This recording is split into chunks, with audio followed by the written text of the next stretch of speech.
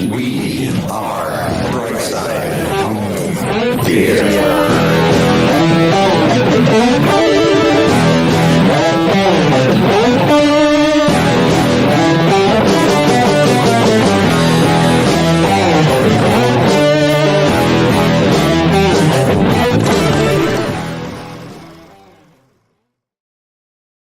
Hey, home theater nerds, welcome to the Brightside Home Theater Podcast, the home theater podcast that's all about the experiences, the sights, the sounds, the scenes. What was that? A question? I've got to keep changing it up, otherwise you're going to just keep using the same sounder. Exactly. Question. It's like, I can't wait for the scenes. Yeah, exactly. Yeah. Exclamation God point. Damn it. Wait, how are you going to do the comma? The scenes, and this week we have.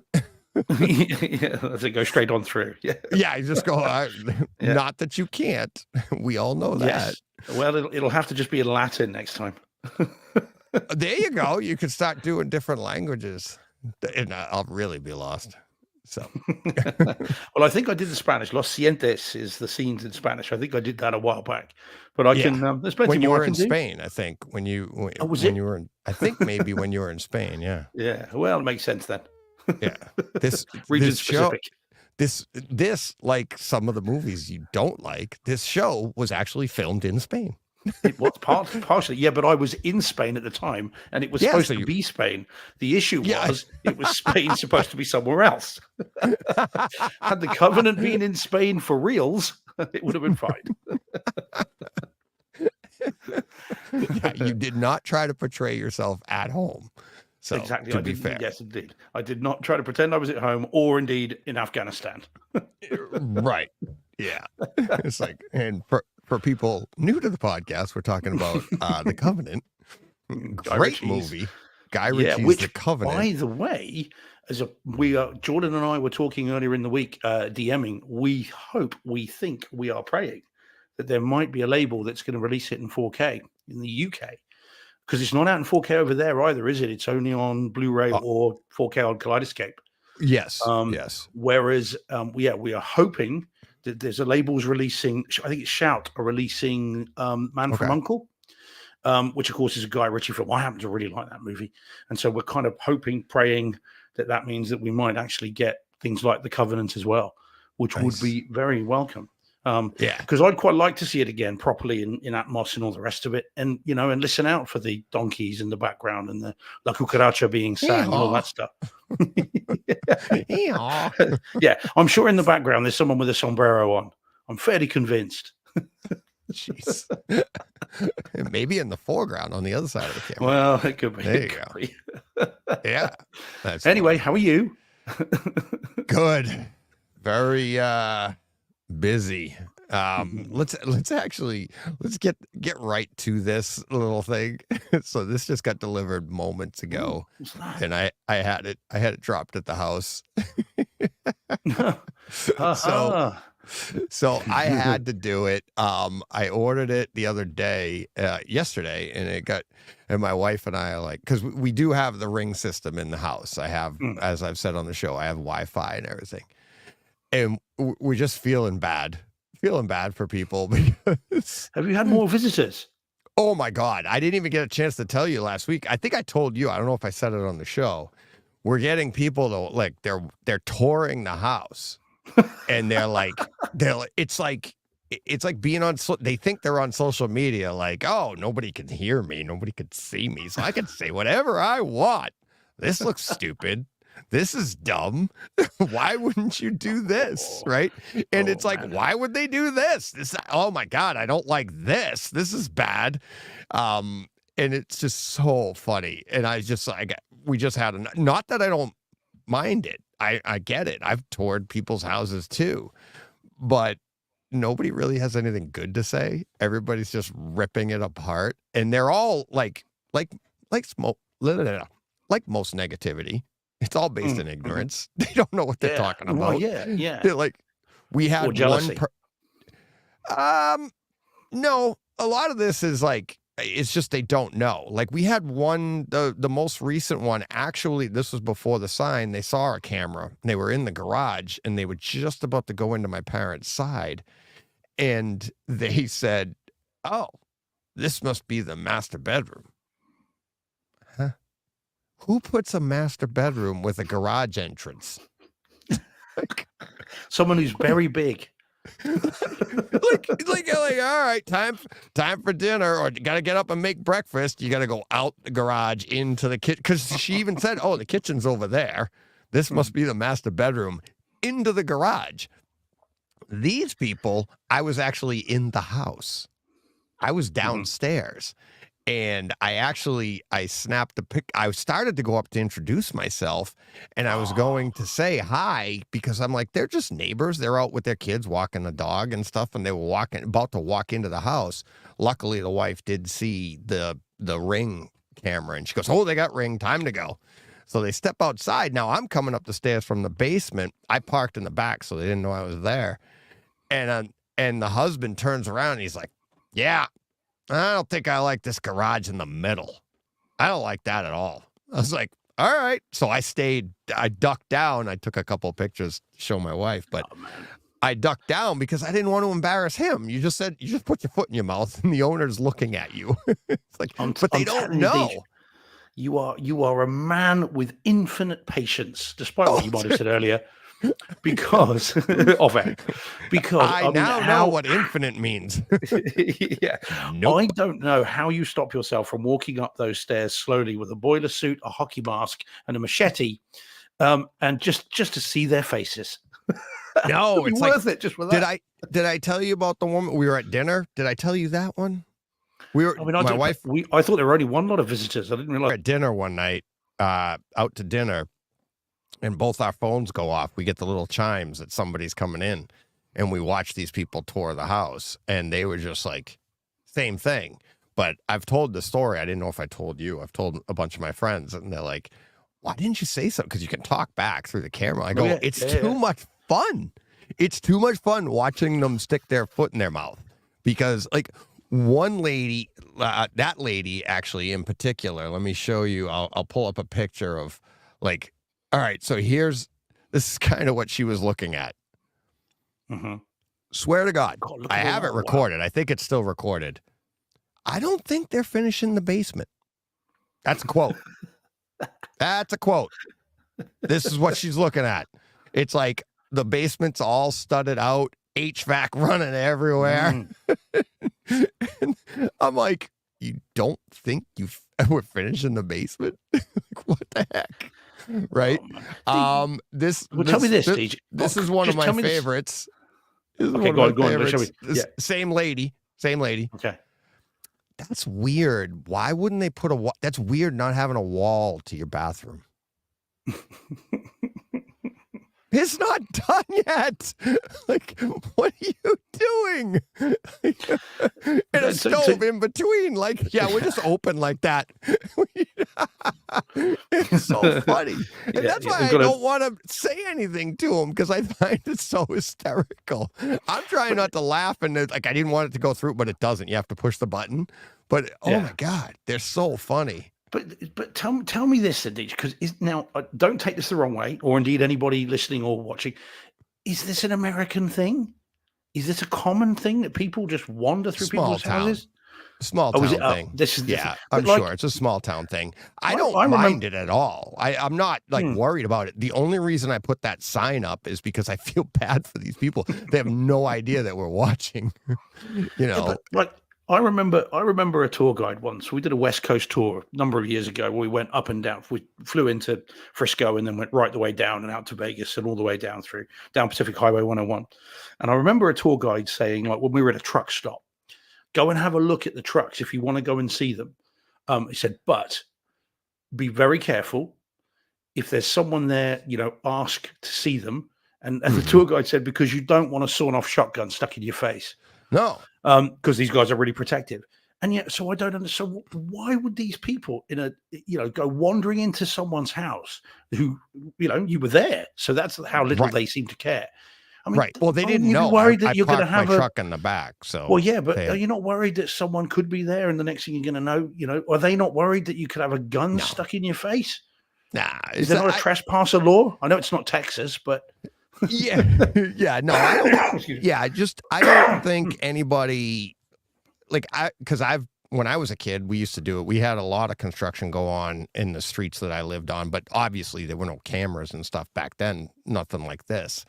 Yeah. I just think most people don't think because they think the house doesn't have power. They think it doesn't have internet. They think so they assume that most construction in the state that this house is in, they just assume that, oh yeah, we'll just walk through and I mean, literally they plan, like, you want to take a walk down the street and take a walk through? That's what they'll say. And you're like, It's like, yeah. And like Paul's saying in the chat, it's like people think it's not trespassing if nobody's living there. And it's like, yeah, it's like they're not worried about it. I am amazed. I One mean, guy no one was like- sensibly would do it here. One guy was like, wow, this is ballsy. He's like, because I have all my tools in the basement, like toolboxes, tools, and everything. And he's like, this is ballsy.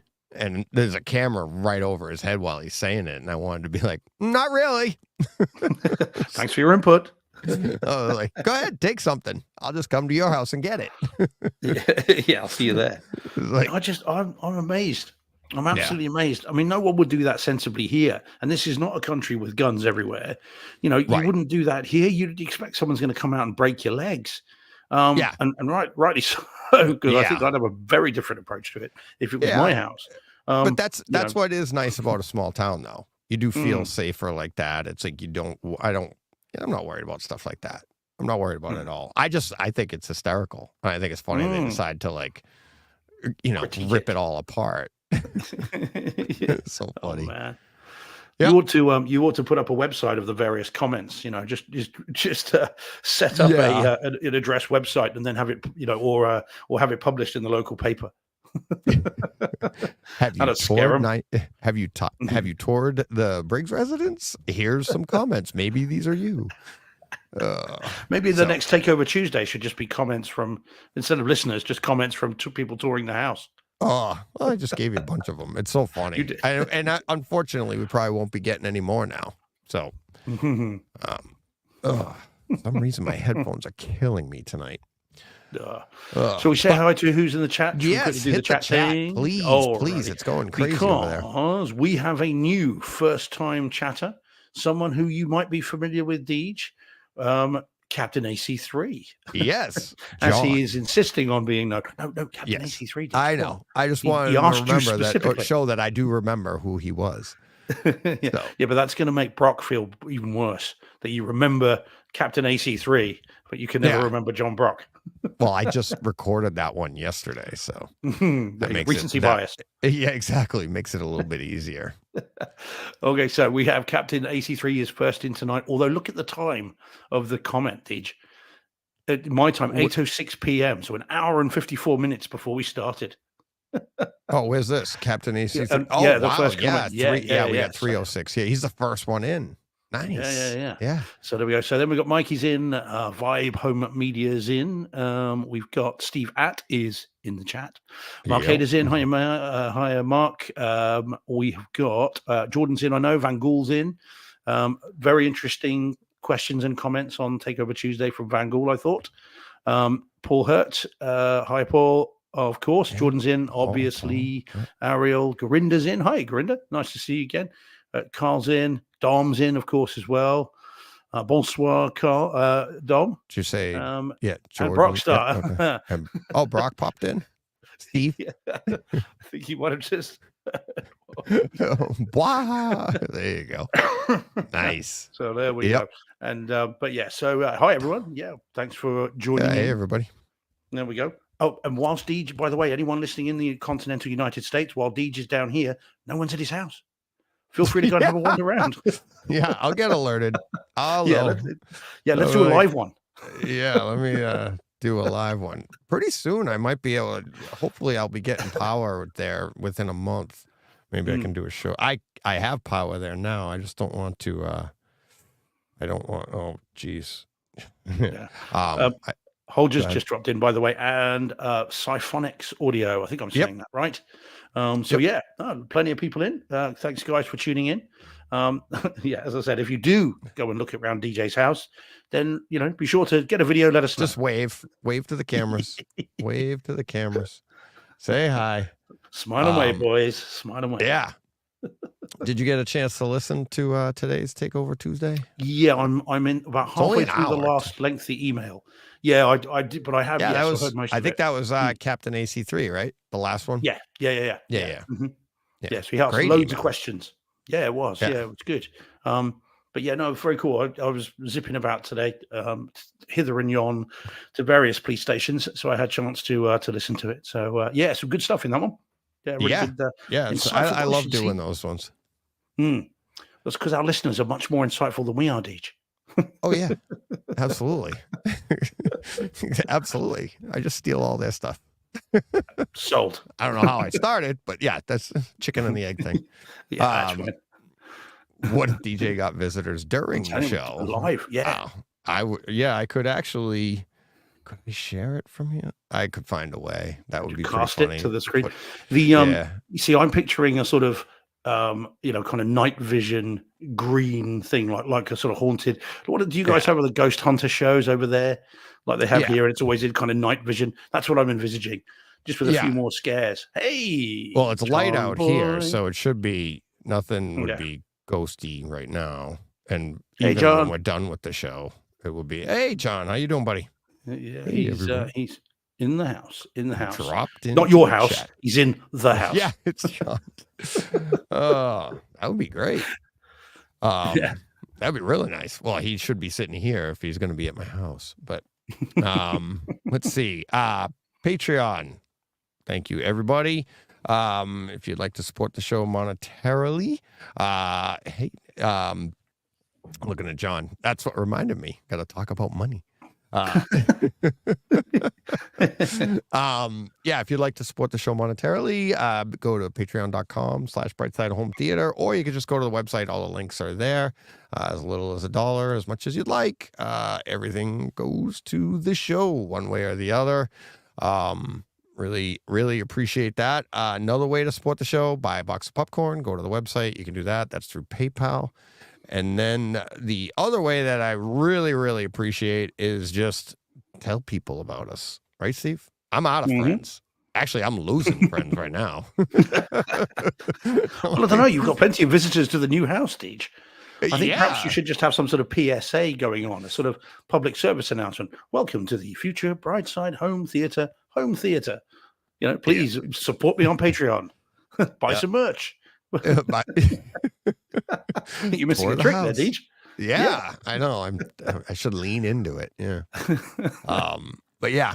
All right. Let's see. Anything else? No, everyone's present and correct. We are ready to rock and roll. Actually, I will say while John is tuning in, John mentioned to me a while back he is watching Spartacus, the Kiwi series that series that came up a while back. Yeah, really good on Stars, I think it was. And he's been going through that. And I need to get back round to that myself. I've seen it before. I've got them all on Blu-ray. Really enjoyed them, and I need to rewatch those myself. I think they're rebooting it. So, cool. But yeah, it's really good. Cool. So this man, he just keeps giving and giving. It's brutal. These just arrived. Ara sent any speakers? Oh, Ara sent them, did he? Oh, okay. Woodwork. I thought it was. Yeah, he made me. He made coasters out of the cutouts from the speakers that he made me. So he's like, they just showed up, and I was like, oh my God, are you kidding me? And like, he had told me a few weeks ago, he goes, hey, do you want coasters? I was like, yeah, but I forgot. And it's like, next thing you know, here they are. I'm like, you're kidding me. I'm like, the guy is just like, he just gives and gives, and it's like I gotta send him a mug or something. I don't think I've sent him. He has a sweatshirt and a T-shirt. I sent him a while ago. So, but I think my problem with big time my turn. my problem with those, and whilst Ara's a legend and that's an amazing thing to do, is that the lines on them remind me of The Fifth Element. It's bringing back PTSD, Deej. Yeah, it's like, oh well. That's okay. I meant to say to you just whilst we're talking about that. I meant to say, someone who has never seen The Fifth Element was here the other day, and they saw the poster up on the wall, and they're like, "So, what's the movie like?" And I said, "It's awful," and that's kind of the joke, you know. And this person said, "Oh, can I see the trailer?" I was like, "Yeah, cool," you know. And I'll put the trailer on this screen here. It's only a 32-inch one. And at the end of the trailer, this person was like, "Yeah, that looks awful." I said, yeah, there we go. Done. My work here is done. Yeah.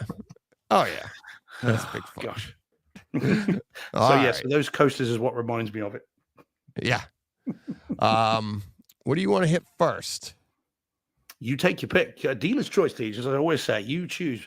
I don't know, because I don't know what you've seen this week, what you haven't seen. Not this. I've only seen 1.5. 1.5 of what you've watched. Okay, well, we can. That's enough. Yeah. So, and okay. But yeah, you ready for this one here? Yeah, do it. Yeah, let's go for it. This will put the cat amongst the pigeons. God. Oh, here we go. Okay, so out of left field and out of kind of nowhere is the David Ayer directed Arnold Schwarzenegger ensemble piece Sabotage. From 2014, I think. So it's 10 years old this year. On Blu-ray. It's not available on 4K disc. So Blu-ray, DTS HD, 1080p, master audio. Blu-ray, sorry, 5.1. What am I talking about? Master audio, obviously up next to Neural X. So why this film? Well, I've seen this a few times, but I haven't seen it for a long time. And I've had the Blu-ray forever. And the reason is someone on Twitter, and I don't know, have you seen this, Deej, by the way? No. I'm assuming, really? No. That's what surprised. Okay. I don't think I have. Well, if you've forgotten, I can understand why. So if you do revisit it and you're like, oh, yeah, okay, yeah, I have seen this, then the fact you've forgotten would be about right. So the reason I watched it is someone on Twitter this week called this, and I quote, a masterpiece. Were they touring my house at the time? Yeah, well, that would be more accurate than calling this a bloody masterpiece, that's for sure. No, I'm just saying that's the level of intelligence in the comments. Yes, yeah. Well, you know, yeah, well, it just, yeah. So having seen this masterpiece reference, I thought, well, maybe I'll give it another go because I like David Ayer. And I think, you know, Fury is an absolutely awesome movie. And of course, he had a lot of input into Training Day and all the rest of it. And generally, I like him. And so I thought, well, I'll give it another go. I think this is about the third time I've seen it, maybe fourth. It's not good. It's not good as a film. And I think in this film, and it is an ensemble piece. So you've got a lot of people, and as you can see from that, you can see the various people. I think every single person in this movie is miscast, including Arnold Schwarzenegger, who I love. And yet in this, he is woefully miscast. I think everybody in this movie is wrong for the part. None of it hangs together. And it's basically a story that's, I think it's supposed to be a kind of a cop version of 10 Little Indians, you know, people getting picked off one by one and all this kind of stuff. Yeah. So it's not great. And I would not recommend this movie as much as I like David Ayer. So that's that. Now, the video, though, is really nice. Video as a home theater experience, it's decent. It's not earth-shattering. There's quite a nice action scene towards the beginning, and there's a really good one at the end, and you know, with guns and everything else. This movie does fetishize guns a little bit too much, I think, as well. But then that's a trope of this kind of genre, I think. And so but when the guns do fly, when the action does happen, it is decent, and it does look good. I mean, you can see every mark on Schwarzenegger's face and his weird, slightly kind of 1930s German kind of hairstyle, which is a bit odd in this as well. That's a choice, and I'm not sure it was a good one. And so you can see all that, and you know, there's lots of detail. The audio is decent when it really kicks in, but the movie is what lets this down. And as a home theater experience, I wouldn't recommend it necessarily. So yeah, it's not great. I don't know if anybody else in the chat has seen it and what they think of it, but yeah, I watched it because of this Twitter thing, which reminded me of it. And then not long thereafter, I was thinking, I wish I hadn't seen that comment, and I could have just revisited this some other time in the future.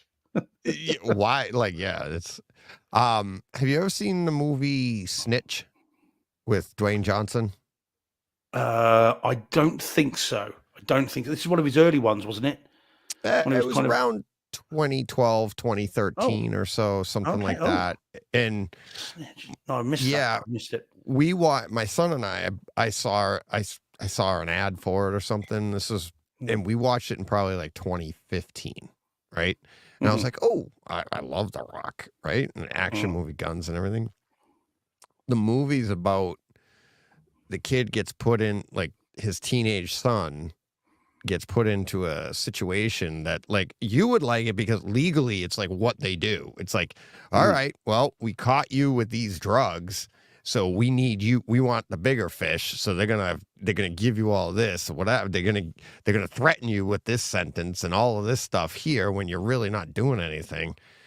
And then it's like, but he doesn't want to snitch. That's the entire thing. But where you said like miscast, that's where I felt like the Rock was miscast Mm-hmm. because it was supposed to be more like, like Nobody type of deal, like that Yeah. movie where Mm-hmm. it's like a normal guy goes after these people and tries to do, and it's like even his character like isn't he wasn't somebody that was supposed to be big.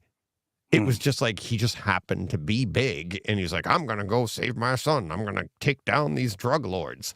And you're like, this would have made a lot more sense if it was like a normal looking guy or somebody that had some.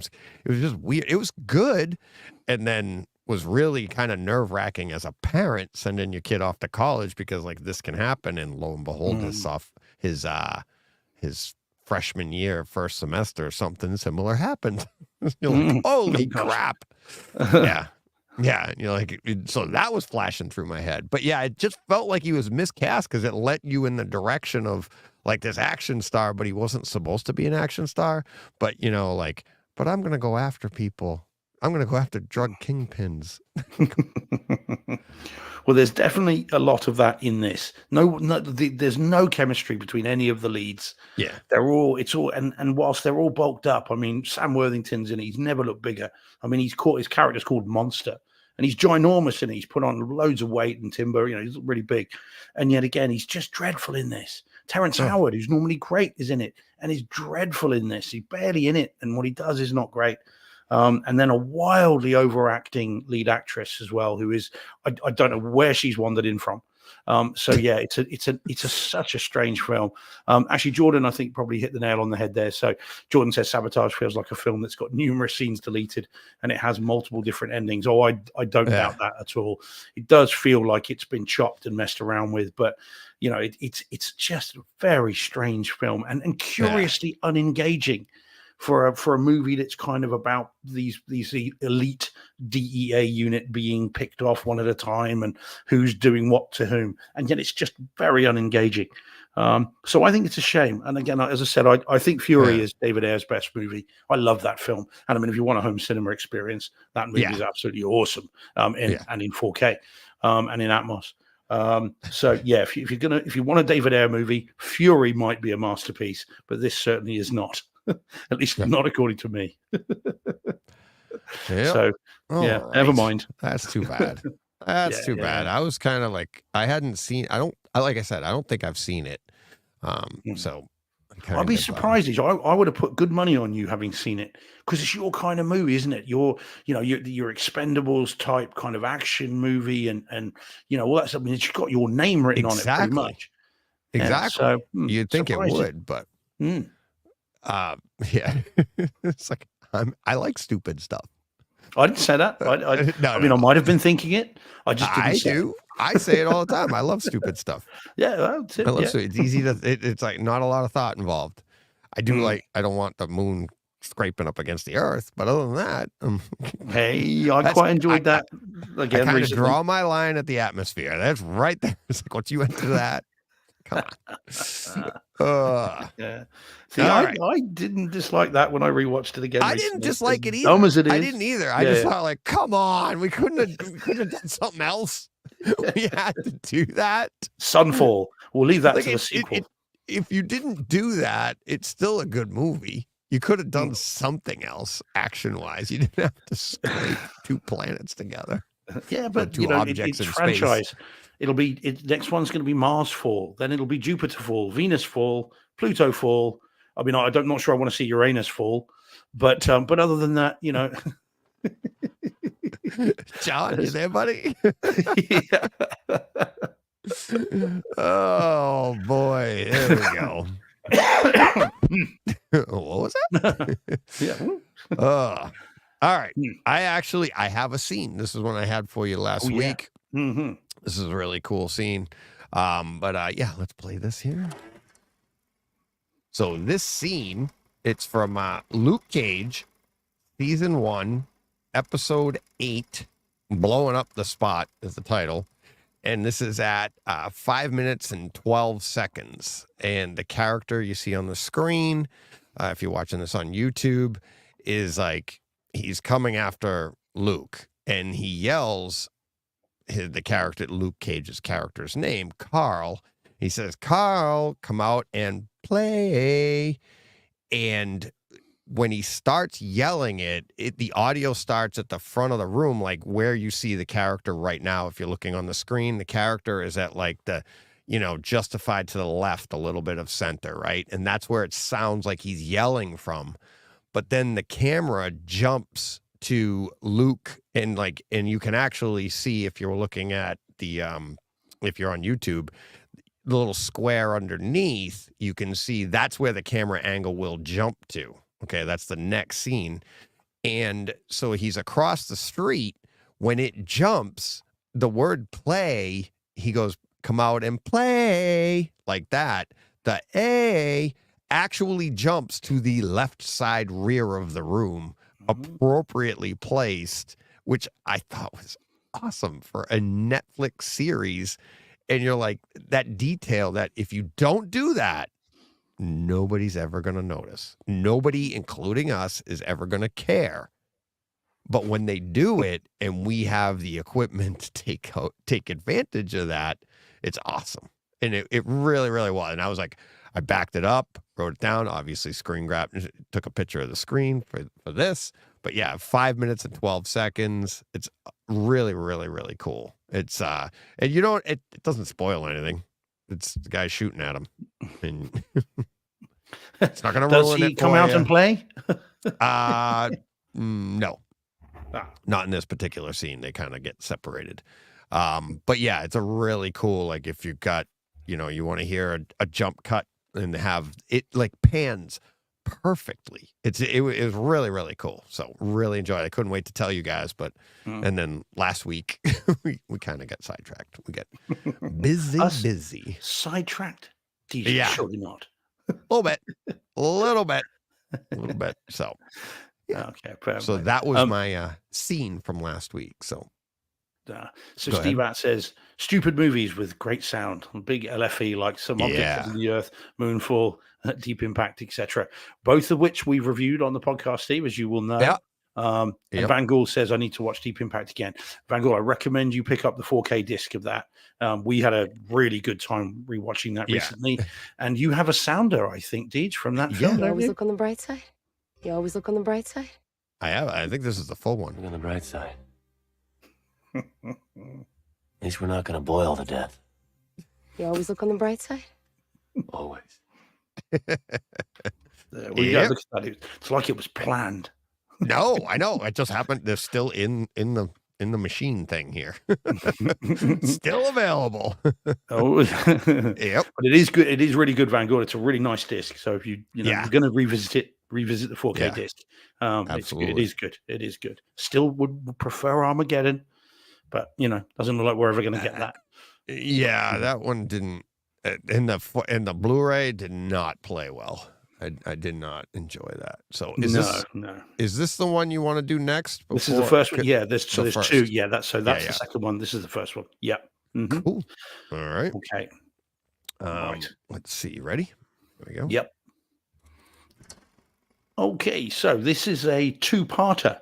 We've got the original and the sequel, and I'm going to bring down the mood a bit with the first one, and then bring it up again with the second one. Deej, that's my plan. Yeah. So those watching this on YouTube will still not know, I suspect, what this movie is, because this is another one of those flipping movies, flipping is what I said, Yeah. where you get the full animated menu that does not tell you what the name of the film is, which is fine if you just put the disc in because you know what it is. You put the disc in, Right. But it doesn't help those of us that are trying to get a still for a podcast about home theater.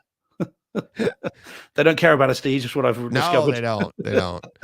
Well, they want us talking about it, so it's you actually have to say the title and blah blah blah. So this is 28 Days Later. The UK. Now, it's not a zombie movie. I shouldn't call it a zombie film because they're the infected. They're not zombies. They're rage-filled creatures, but it's zombie-ish. And so, so this is film. Now, have you seen these two, Deej? I'm assuming you have. I saw the first one. I didn't see the second one. I don't believe. Yeah. Oh, Jordan, check Jordan out. Jordan guessed it. Fair play, Jordan. Yeah. Good man. Yeah. Okay. Yep. Yeah. 28 Days Later is what it is. Well done, you. It was a competition we didn't know we were running. Yeah. There we go. Look at that. So 28 Days Later. So sorry, did you say you have seen them or you haven't seen them? I've seen this one. I've seen this one a long time ago. Would you say this came out when? Do you know what? I think it was 2002. I think it was. Yeah, this is really old. It was 2007. Yeah, it is. Yeah. Let me double check that because I'll Jen and I watched this in the theater. My wife and I watched it in the theater a long time ago. Really? Oh, yeah. Yeah, and you haven't seen it since? No. I'm not a zombie guy. And we'll get into well, that. like I said, these are 2002. Yeah, right, good. The sequel's 2007. Okay, so and now why this? Why now? I hear you cry.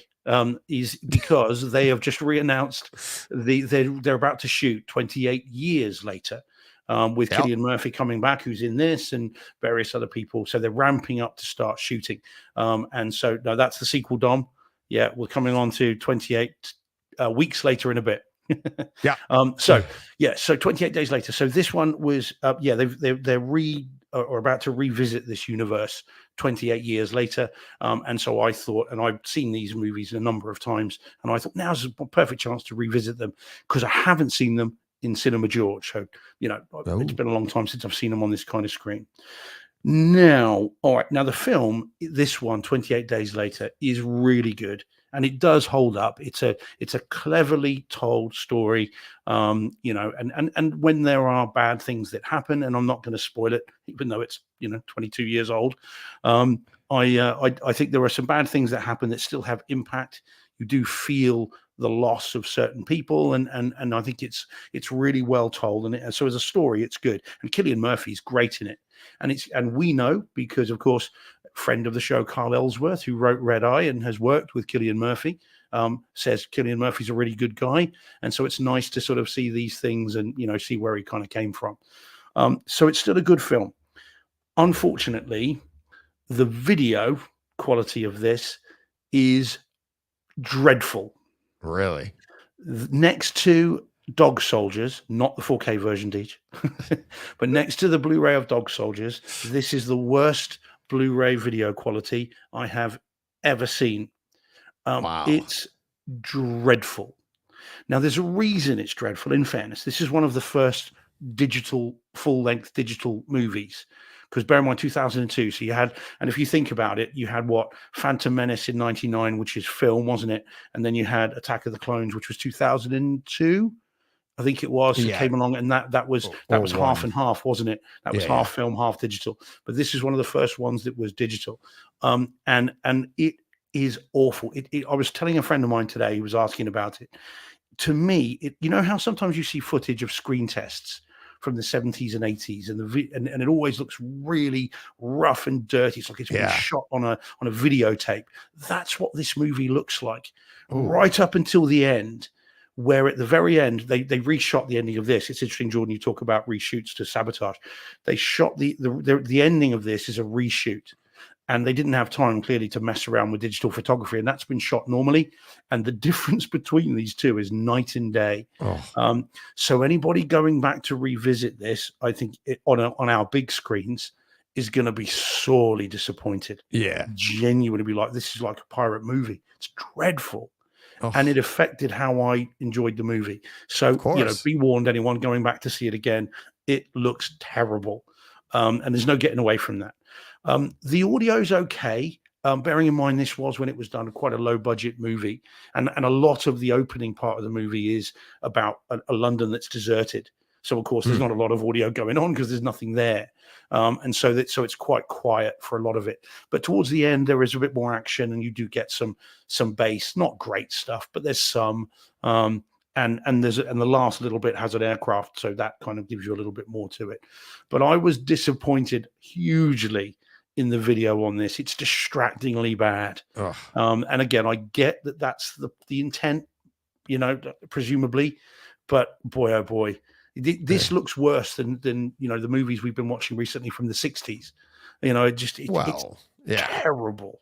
But yeah, so I was very disappointed in this. In fact, I'm hoping John Thompson listens to this at some point, because I'm sure he's got a different view of this.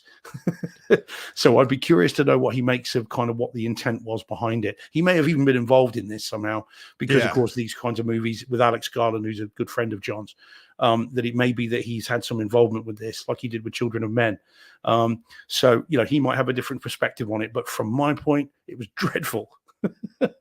As much as I like the film. So I'm going to really come down on this. I'm sorry to say. I wonder, it's not great. Obviously, when this came out, it's like we didn't have Blu-ray, we had DVD. So anything you saw would have been like, DVD's not going to expose the issues, right? Yeah. And I think the other part too is we didn't even know any better. Like our eyes didn't know. Like we had no concept of, when you get home, what is it going to look like? And with 4K and HDR now, and you're like, oh my God, that's how good something can look. And if they shoot this, like I think Paul's saying, he's like, it's shot standard def on a digital video camera, as he recalls, he says.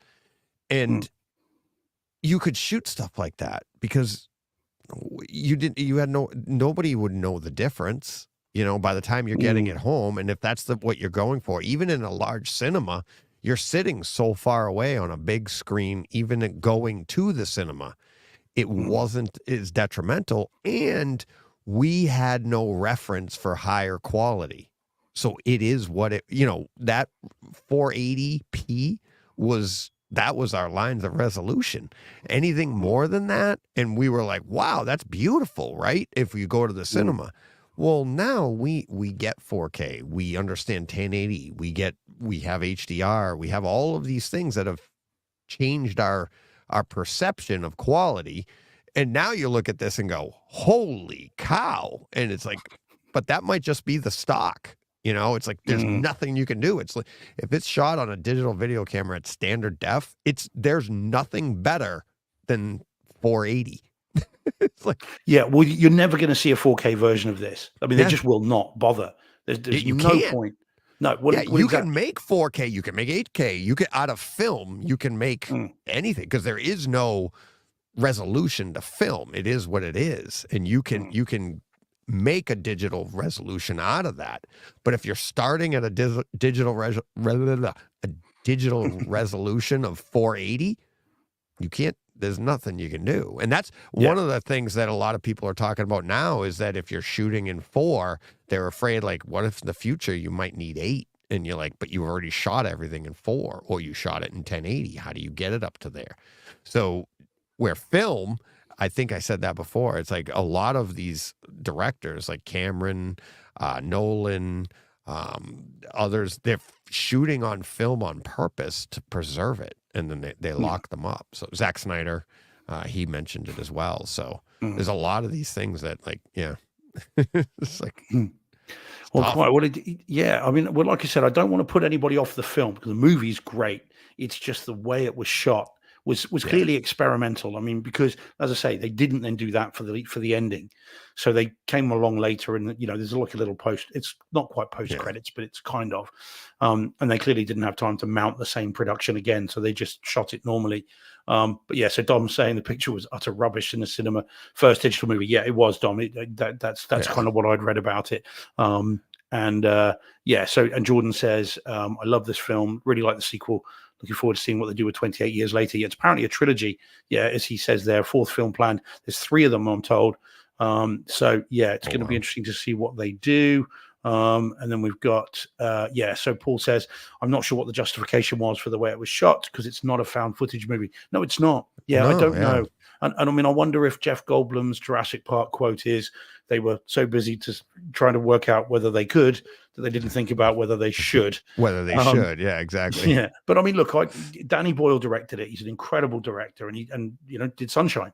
So he's done some amazing movies. And so I get that, but whatever they were going for here just does not translate well in modern times, which I think is a huge shame.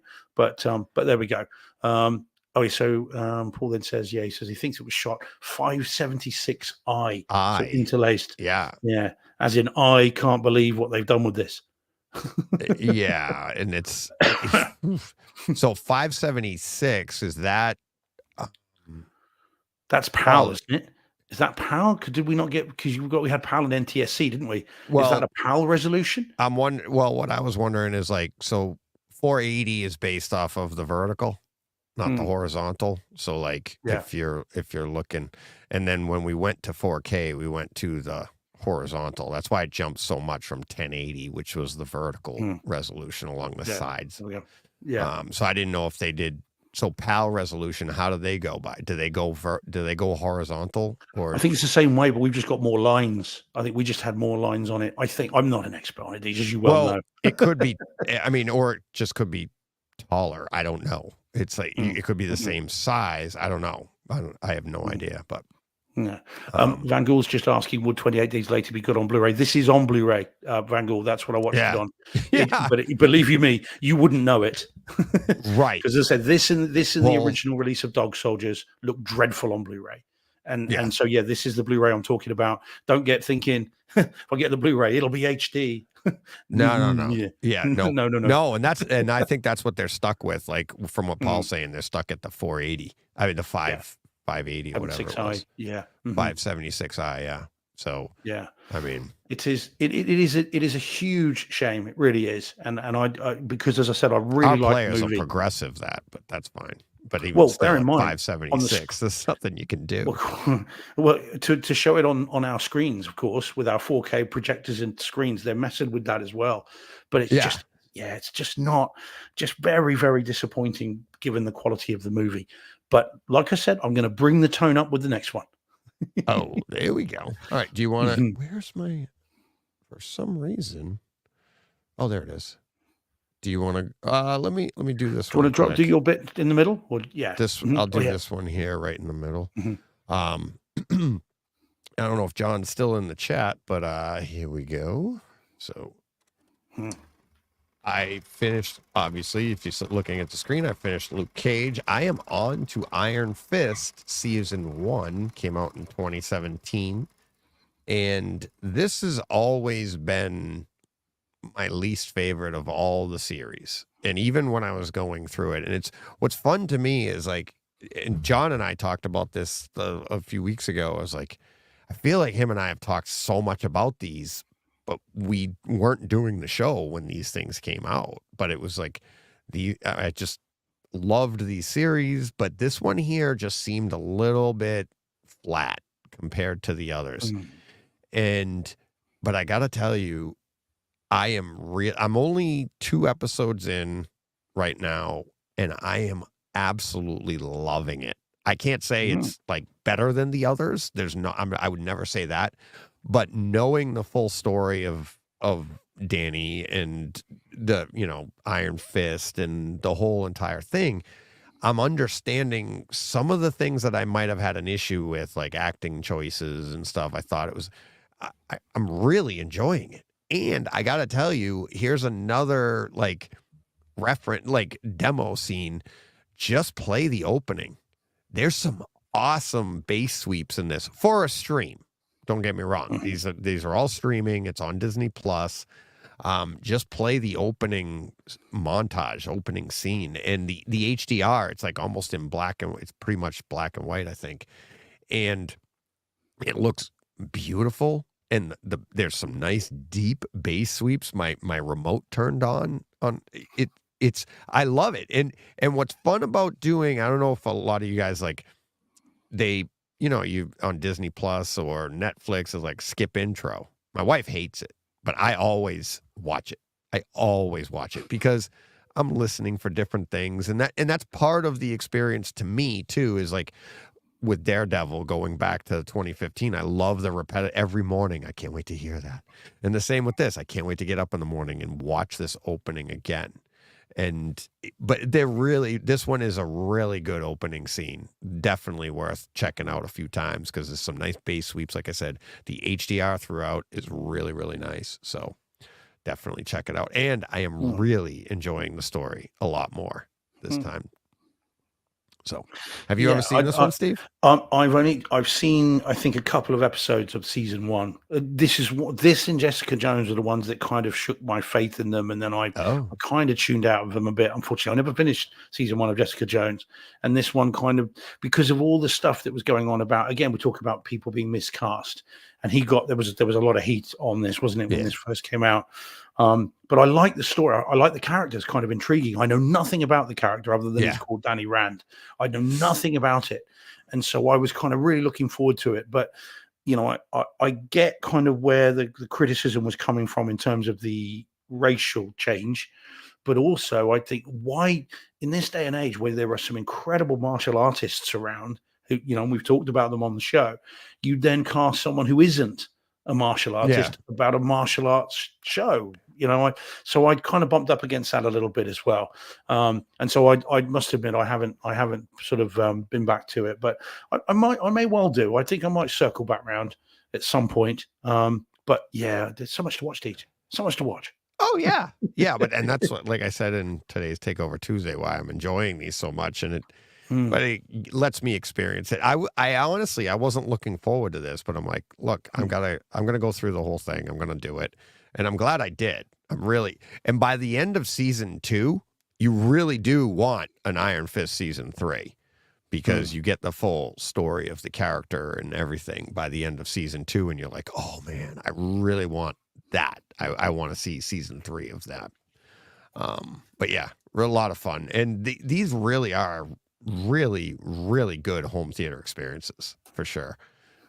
Especially for streaming. And I mean, these were some of the first ones to really, for me, nail it. That like, oh my God, they're really streaming these great home theater experiences. So, and most people are watching it on their laptop or iPhone. Why would they do such a thing? That's outrageous behavior. Exactly. Not guilty. Not guilty. No. All right. You want to go to your next one here? Yeah, let's do the other side of the coin, the flip side. There we go. We got it right there. Okay. Roddy. Right. Yeah, always. All right, again. So this then, ladies and gentle peeps, is 28 weeks later. Again, you can't tell that from that still image. It's the best I could do. Because otherwise, literally, the title card is literally white on black, and that's it. So that doesn't really help either. So, at least this is a vaguely interesting image. It just doesn't tell you what movie it is. So 28 weeks later. Now, okay, so let's do the movie. This, for me, is another example of a sequel that is better than the original. I think this film is great. And I really, really enjoy this. It was directed by a guy called Juan Carlos Fresnadillo, who's a Spanish chap. So this was not Danny Boyle coming back for this. But what I like about this movie is that they've decided, let's go aliens with this. Let's just throw this wide open. We'll make this an action movie. Now, Deej, I mean, if you haven't seen this, get your little ka-ching thing ready. Because this should be dirt cheap. Ka-ching thing. Your ka-ching thing. Is that not what we're calling it? It's cha-ching, but cha-ching. Cha-ching, ka-ching, cha-ching. I love cha-ching, cha-ching, ching. Yeah. Shake your money maker. Yeah, well, there you go. That's our other show. Right. That's our after hours. Yeah. We talked about that's the one where John doesn't wear any pants. Yeah, that's like Shane. When Shane was on, it's like that seems to be the thing. Like nobody wears pants. And I was just for the record. Yeah, it was funny. That was like a week. It was like a week or two before that when I was texting with Shane, and I'm like, "Oh, by the way," and I told him, and he's like, "Okay, no pants then, right?" And like the next night, I'm on YouTube and I'm watching. I put on one of Youthman's, and I'm watching Youthman's live or something, right? And Youthman's like, "I'm not wearing pants right now." I was like, "Are you kidding me?" I almost texted him. I'm like, "What the heck? It's just a guy thing. Like we just don't want to have pants on." It's the way still it growing is. out of COVID, I think. Yeah. For those of us doing lots of video calls in COVID, I think we're still Oh my hanging on to God. it. All those stories of people being busted. You're like, what are you doing? How are you getting busted? Oh, man. Yeah, no, Anyways, quite. So yeah, back so to 28 home theater. Yes, indeed. So 28 weeks later, and as I said, I think this is better than the original. It is a really, really good story. It is much more brutal than the first one. So anyone that hasn't seen it, be ready for that. There is proper violence in this, and again, there are deaths that are pretty impactful. So it's a really well told story. Some awesome action sequences in this. Bearing in mind you're dealing with, again, zombies, but they're the infected, but they're fast moving. So they don't shuffle, they run. So it's more like the Train to Busan kind of zombies. Yeah. And therefore that automatically, I think, makes it more cinematic. They're now more threatening. Because I've never quite understood the fear of, shuffling zombies. You're like, just a brisk walk away from them. You'll be fine. Yeah. You can't understand how anyone ever gets caught by zombies, the shuffling kind. But these ones are the dangerous type. These are the ones that are animalistic and run, and it is more cinematic. And this movie takes full advantage of that. So you get a really good action scene at the beginning. You get some incredible action as things go awry as the movie goes on. And I won't spoil any of that, Deej, because if you haven't seen it, I want you to see this and see what you make of it. And there are some inventive zombie offing in this as well, which is also very cool, including with the use of a helicopter in one very memorable scene. I really do recommend this. I It's can guess really, that. really good. Yeah. Oh, yeah. Most people it's don't great. get their feet chopped off with a helicopter, but okay. Well, indeed. So you get gore and guts and goo. You get really good action, and it's actually a really well told story, and the ending is quite moving as well. So we've got that. So a really good story, but then luckily we finally get proper video and proper audio.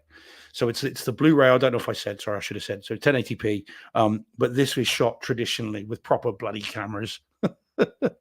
So this looks great on Blu-ray, and lots of it is shot in very close up. I mean, there are huge sweeping action scenes, but lots of close-ups where characters have got blood in their eyes and that kind of thing, and all that you can see.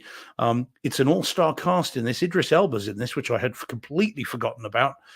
Jeremy Renner's in this, which is what I think Don was referring to earlier. In one of his earliest roles, I think. I don't think he'd done much before this. Rose Byrne's in this. Imogen Poots, who you see there, who we last saw in Green Room, is in this. And so it's really, really well done. Really enjoyed it, but it looks great.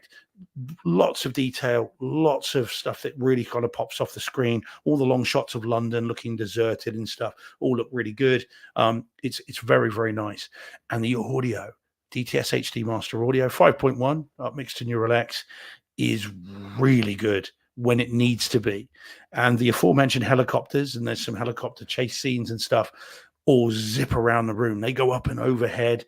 You get some really nice bass when some of these helicopters unload, and it just sounds awesome. But you've then, against that, you've got some subtleties. And so what I recommend is, if you do get around to watching it, listen out for the very first shot. Someone lights a candle in a house, and as they light the candle, now this isn't realistic, but it's true. They light the candle, the candle ignites, and the sound of the sort of the of the candle goes right around the room and comes back to where it is. It's just the sound kind of creeps around the room, and as I said, it's not realistic, but it's there, and it's really subtle. That's fun. And if you're not listening to this at a proper kind of volume, you would miss it. Right. But it does it right from the very beginning. It's the kind of thing that you'd really get a kick out of, I think. Yeah. It's sort of stuff that's so subtle you could easily miss it, but it's there. And I put it back 3 times just to check that I wasn't hearing things. Yeah. Sure enough, Oh, there yeah. it was. Doesn't that stink when you're like, that was awesome? Then you do it again, like, oh, that wasn't there. That's I just someone made it flushing up. the toilet Yeah. upstairs. Dag nabbit, So it's really, really clever. And there's some nice sort of things in what we call the tube, but subway over there in London. And so you get echoes and you get kind of, creepy noises and all that stuff. So this is really good disc, well worth picking up. If you don't already have it, then get it. If you have got it, worth a revisit, and especially with 28 years later on the horizon. Right. And this is, it's really good to give this another go. I think you'll enjoy this, Deej. Even with your zombie aversion, I think this should be one that you'll enjoy. It's just that, I got a couple of things in the chat that I want to get to, but let me just let me show you this, and then I'm going to ask you to talk amongst yourselves. I got to go use the facilities really quick. I'll be right back. So there you go. Check this house update today. Mm-hmm. Okay, looking good, looking very good. Right, okay, so I can't really comment on DJ's house other than it looks very cool. I can see the garage doors that are there. So whilst DJ is using the facilities, we'll go back through the chat then and see what else we have got. I said hi to Jazz, if he's still in here. So hi to there. Hi, Eddie, so you've just dropped in. Hope you're doing okay. What are people's views on 28 Weeks Later? I'd be curious to know. I haven't seen Damsel. I didn't realize, actually, Jordan, that it's the same director. I did wonder what else he had done since 28 Weeks Later, but I didn't have a chance to look, so I'm not too sure. And I haven't yet got round to it. So anyone that has seen 28 Weeks Later, let me know what you think of it. I think it's better than 28 Days Later. I think it's a significantly better film, but I suspect Danny Boyle would disagree with me. But there we go. DJ's house is looking awesome, absolutely 100%. You can see the garage doors on there that look to be new. Don't know if anyone else can spot any differences. I don't know if I think he's done the driveway there. I think it's had stones put down in chippings, but it's looking very good. You do wonder why DJ hasn't put on the doors just to keep people out. Put a sign up, but leave the doors open, just to see just to entice them in. It's like a gingerbread house. Just saying, Deej, are you back? You're back. Yeah, I'm back. There we go. That's it. There we go. Was it my fault, Deej, for saying about flushing the toilet upstairs? Is that what's kind of set you off? No, I was trying to make it. I'm just, it's like all of a sudden, I'm like, because I came in such a hurry, I didn't get a chance to take care of myself and everything. I'm like, I gotta pee so bad. I'm like sitting there wiggling. Or is it the fact that John's in the chat? Is that what it is? John is now making you think, that could be it. Yeah, it could be it. Yeah, because I know it was so funny. It's like the 24-hour podcast, 25 hours. I took 3 pee breaks, and I'm like, I've never had to do it during this show. But I'm just like, look what's going on. It's crazy. But yeah. So Van Gogh's just saying then in the chat. So he's saying, I agree with you, Steve. So I think that means about 28 Weeks Later being better than Days. So Jazz says, not a zombie fan, but 28 Weeks is good. I think Days was better. I mean, I get that, Jazz. And certainly 28 Days Later has been made by the better filmmaker. I mean, Danny Boyle has real pedigree. But as I said, I like the action. I like the much bigger scope with the sequel, personally. And then Paul Hurt saying, well, what do we think of this, Deej? Liked 28 Weeks, didn't love it. Saw it on TV with ad breaks. We've never talked about that. Have we ever talked about that? I don't think we have. No, I mean, that's sacrilege, isn't it? That's tough because it ruins the flow big time. Yeah, all the drama goes. Yeah. Yeah. And movies are meant to be watched in one fell swoop. And it's at least on the first viewing. But then when you have to kind of break it up in a movie, that is, I think we're used to it now because we watch so many series that are like 8-10 episodes long, but yeah. And then Paul says, back in the day, if a movie came on broadcast TV, you'd watch it. Who does that anymore? No one. Right. What's the greater home theater sin then, Deej? There we go. I'm going to put you on the spot. Okay. Bigger sin. Watching the movie on an iPad or iPhone, or watching a movie with ad breaks? What are we saying? iPad, iPhone. Oh, Absolutely. you're just saying that because it's me. No, because see, here's the thing. Even though with ad breaks, you could still have a big screen. You could still have decent sound. It's not going to be great, but it's going to be far better than a phone or a laptop or something small. I mean, at the end of the day, it's like, I started out watching stuff on TV, and it's like, and when you do start watching stuff with ad breaks, don't we kind of use that as like our little trailer? Like you're up in the living room on your big TV or whatever, and you're like, oh, I got to run downstairs and watch this. I can't watch Winter Soldier in the living room. I got to go downstairs, so, and on your phone? No.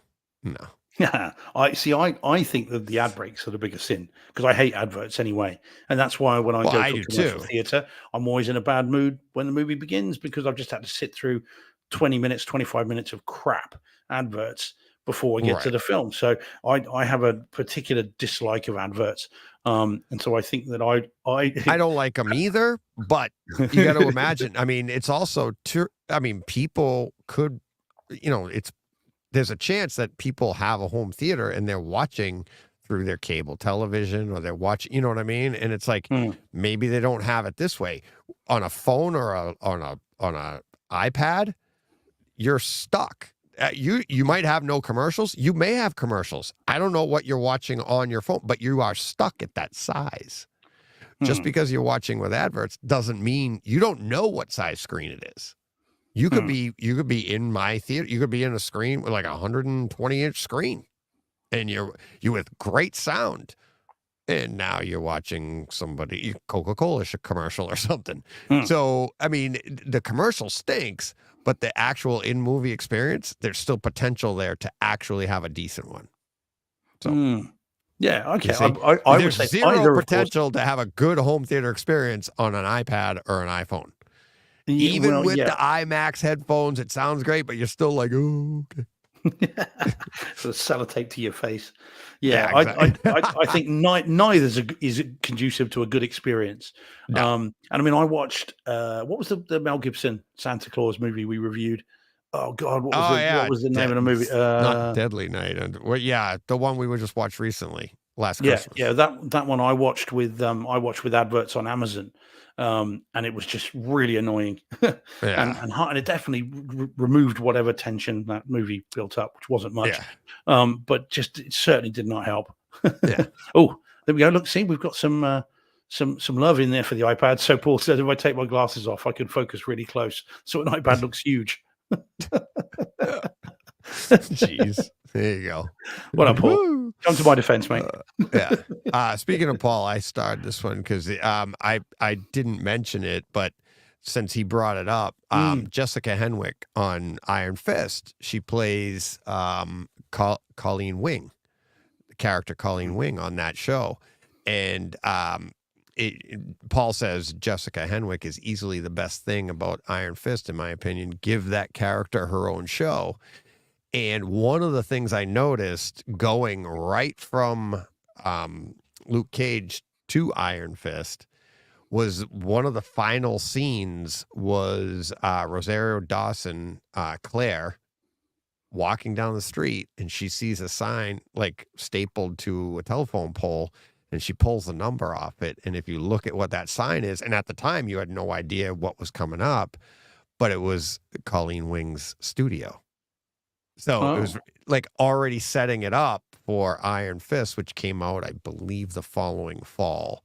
But and you see later on that she is in that one as well. So not Colleen Wing, but I mean Rosario Dawson. She's been pretty much in all of them all the way through. But that I thought was really cool. Something I didn't notice the first time I saw it. And then the other one I starred, this is, I'll give a home theater update. I don't know, Eddie, you still here? Eddie Trochez in the chat says, sup? I've been meaning to get a hold of him because one of my home theater updates, he doesn't know this. I did my walkthrough with the electrician this past week. And I started talking to to him, and I'm like, I go, I want to help you do some of this. I want to do this. I want to do that. And we started talking. I go, I do kind of home theater stuff, so I want to, I have some experience here, but I can do this, and then we started talking about Control 4. And he said, and I started telling him about Eddie and what Eddie did on the show back in the, yeah, Eddie's still here, about bringing up, and like, I told him the story of how Eddie came on. It's like, yeah, you can get a Control 4 just for your theater, something like that. Start small for like $1,000. It's not crazy. And so Mike, my electrician, he's shaking his head, and I'm like, yeah, you can. And I said, and he goes, he said exactly what I said on the show. What I appreciated Eddie so much is like, installers don't want to tell you that because they want to do the whole home. If you're getting a Control 4, you're going to get a whole smart home, and this can do blah, blah, blah, blah. And they don't want to tell you it's expandable, it's upgradable, and all this, and cheaper. So he was really cool. And like I said, his name's Mike. We were talking probably a half hour, 45 minutes walking around the house. And then he looks at me and he goes, "Are you related to Mike Briggs?" I was like, "Yeah, that's my brother." He goes, "I thought you looked familiar." I go, "The name didn't give it away." He has a partner, Eric. He never looked at my last name. He just knew DJ, go meet DJ. And he's like in charge of my house. We get to talk, and his best friend is a kid I grew up with. My next door neighbor is like, so he's got, actually, it's really cool. But I was going to be talking to Eddie soon because I wanted to get an idea on, he's setting me up. He's like, "Oh, we're going to do this for you. We're going to do this for you." And all these fun little features that I didn't even know, like, he would be able to do. I'm like, "Oh, I'll just do this later." And no, let's get it right. And we'll do it then. I'm like, "All right, cool." So yeah, I'm really excited. That I came away from that day. I was like really excited. And, I can't wait to see, and like, all the fun stuff we're going to be doing. I'm doing the basement. He's allowing me to do the basement to save the money. So I'm wiring the basement. Just another job. Saves me a lot of money, though. I mean, what else are you going to do, Deej? What else are you going to do? Yeah, nothing. I know. Exactly. I mean, what else can I do? But yeah, so did you check out, we got our garage doors today? Yeah, that's what I was just saying. Yeah. Are the chippings new as well on the ground? Are they new? No, I've had that in since winter. I put those in that's just crushed stone because we were getting so muddy coming in. So I put that down, and it's actually really nice. And it's a good base layer for when we do the driveway eventually. But yeah, those are the garage doors. Really nice doors. Yeah, really nice doors. When do the front doors arrive? The doors for the. Hopefully next week. Hopefully they'll be in next week. Yeah, same color. Relatively. I got to stain those ones myself, so I got to match it up. Are you going to delay putting them up so that you can have more people wandering in? I don't think people are going to be wandering in now with that sign. That's, if you're looking here, it's not there right now, but it's right there by the front door. So and it's solar powered. So at night it glows. So it's not like people are. I mean, you can't see in there anyways. But there is a ring spotlight right here on the front of the house. Let me see if you. Oh, you can't see it in the closer shot. There's a ring spotlight, so if you pull in, the light comes on. So that's cool. Lets people think that there's potential people around or something, I guess. So pretty cool. That's it. That's looking really good. Really, really, really sharp. And I say all that HVAC stuff in the basement, man. You've done some serious work gone in there in the last couple of weeks.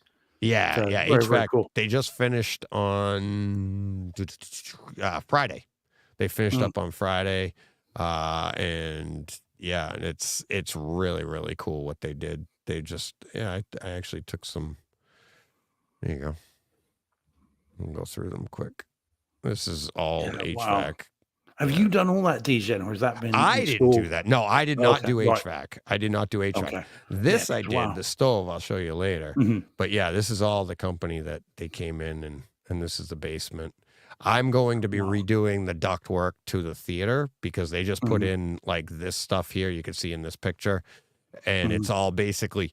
I'm like, it just basically like I showed my son, and I'm like, you see, like. everything I'm doing to separate the theater from the rest of the house, this one piece of ductwork, this isn't the theater, but they did the same thing in 2 spots in the theater, and I'm going to detach it, go a little bit smaller, insulate, create baffles inside. I'm actually going to create my own ductwork so that sound doesn't come in that way, but it doesn't leak out, because like right now, if like you yell into this, people upstairs would just hear it. It'd be because it just goes right. It's a piece of tin. Yeah.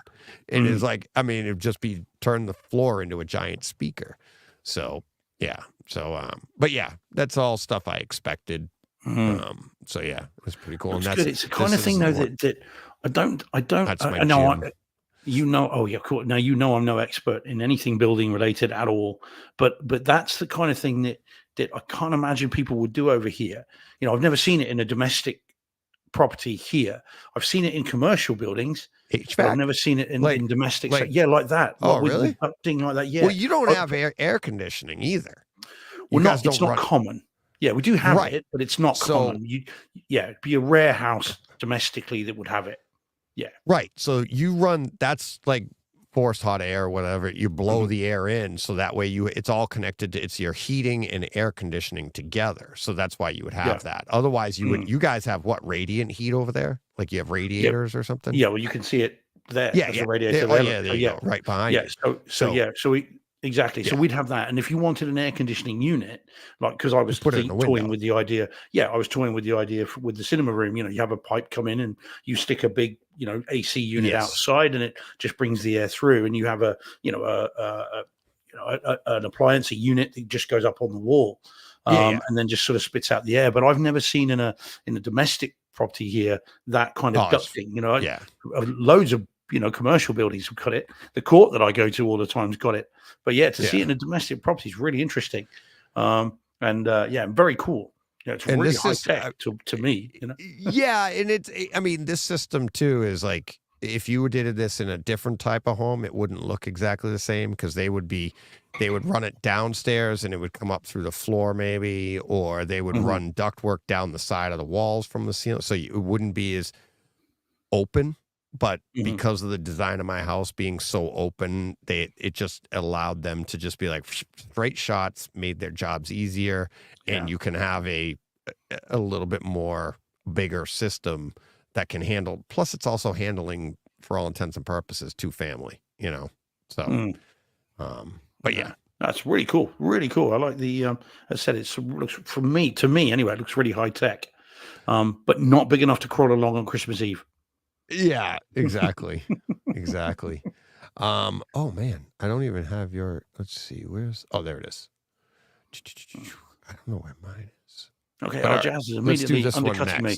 So he said his family home in Wolverhampton had a ducted system. It was great. Oh, well, there you go. Okay, mate, like I said, maybe it is just me. I'm just not visiting the right properties, obviously. Yeah, exactly. Okay. Ooh, is this the one you've seen? This one, yes. This one I have seen. Hang on a second. I don't know why I don't have. Let me see if I can. There we go. Pull that there. Because I want to be able to display this properly. Because yes. While you're doing that, Rich says Richard Zagazeki. I don't know if I'm saying that right, Rich. By the way, I think you might be new, Rich. So thanks for joining in and commenting. I have heard of portable air conditioners. We had one here, and it was terrible.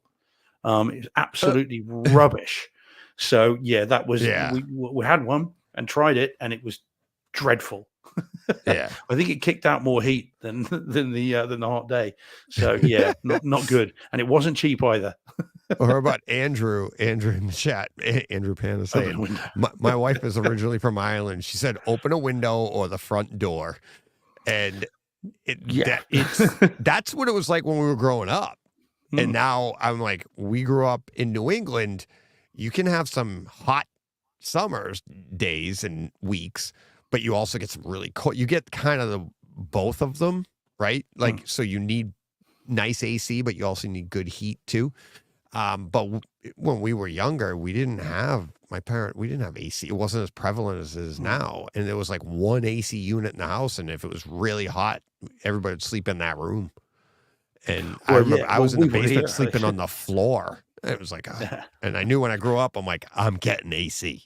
Yeah, well, I mean, the problem is it's not really worth it in the UK for the 1 week a year Right. that we get where it's really hot. You're kind of silly to spend all that kind of money. I only wanted it in the cinema room because I thought it would be a bit of a show off, frankly, because Yeah. it's cool. Because it's got no windows. It's cool in the summer. It's Yeah. not. It stays nice and cool in there. It's all dark. It's fine. So it's rare that you go in there in the summer and be just sweltering hot. But yeah, I don't know. It's just not the thing that you need here. You'd only use it a couple of times a year, so why spend all the money on it? But like I said, it was all very well opening the front door or the window. That's assumed that there is air moving, that there is some breeze. Yeah. If there's none, it doesn't matter. Yeah. You just leave the door open for people to burgle the place. Put out a sign. Yeah. All right. You ready to get to this one? Oh yeah. Here we go. Alrighty. Do you want to start this one then, Deej? Or do you want me to? No, I watched it last week. You go first. Okay. I really did like it. I did like it. Go ahead. Okay. All right. So this is Premium Rush, which we kind of touched on a couple of weeks ago, and I mentioned it when we were talking about something else. I can't remember what it was, so I mentioned Quicksilver. this is Quicksilver. There we go. I had But that came out mentioned of something else. Quicksilver. What were we talking about before that? I can't remember what it was. It was a bike chase scene in what movie was it? Oh, and I was Tomb like, Raider. Tomb Raider, the latest Tomb Raider, the remake. And they had an awesome bike chase scene in Tomb Raider, and I was like, oh, that reminded me of Quicksilver. And then you mentioned this one, and one thing leads to another, is played, and there you go. And here we are today. So yes. Okay, so this is Premium Rush, so with Joseph Gordon-Levitt and various others. Oh, and Michael Shannon. The movie's 2012, I think, if I remember rightly. I think it was. And so this is an unusual movie, a Sony movie, which plays into kind of the quality of the home theater experience, about a bike messenger that's got something to deliver, and Michael Shannon basically sets out to stop him. For various reasons. It's an unusual movie in as much as there are some quite strange tonal shifts in the film, which I had forgotten about. And it kind of, even in the same scene, it will go from quite humorous to then very serious. And it kind of strangely plays with that. And I don't think the movie ever quite settles on a tone. It's never knockabout comedy entirely. It's never, balls to the wall action entirely. It's a bit odd, but it's short, and I think the idea is it's showing in real time. The idea is the movie is in more or less. There's some cheats. You say that it's in real time, but it jumps backwards and forwards as well. This is not one John would like. John hates out of sequence stuff like that. So, and this one, I thought of that while watching it. I'm like, oh my God. I'm like, because even I was just like, okay, and then like, even if you missed one and you're like, this has to be earlier.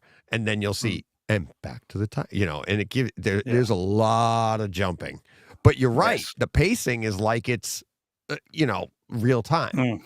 Yeah, it is, and I think it's trying to kind of convey that, but it does jump around. I mean, it's quite a kinetic or frenetic or both movie in that respect. But then they'll say, well, this is all about speed, and it's about movement, and it's about kind of, you never sit still.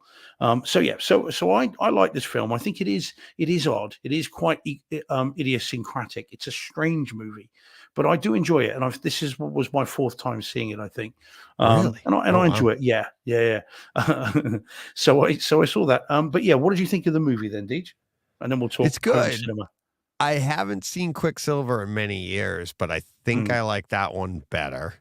I thought, like you said, it's like the jumping, and it's almost like they didn't know what kind of movie to make. Like, is this an action movie? Is it a love story? Is it any kind of story? They never went in any direction on, you know what I mean? Like, what genre would you put this under? It's definitely not horror. I know that, but that's the only one I can check off. Musical. It's not musical. Well, they do play some, but it's not like Baby Driver. But I mean, fantastic bike chase scenes. I Mm. could have used a couple more maybe, but they had some really want to make me get out and get on my bike. A lot of the stuff they were doing here, I'm like, oh my God. I mean, I've either done it or been with people and have ridden with people that are like that good. And but it's so, I mean, it's all legit stuff too. And that's what I thought was fun. A lot of people are like, you don't do that. Yeah, you do. There are, I mean, in the roads, in the fights. And and you know what else I liked? I love the perspective they gave when he's trying to get through an intersection. Yeah, the various possibilities. And the possibilities.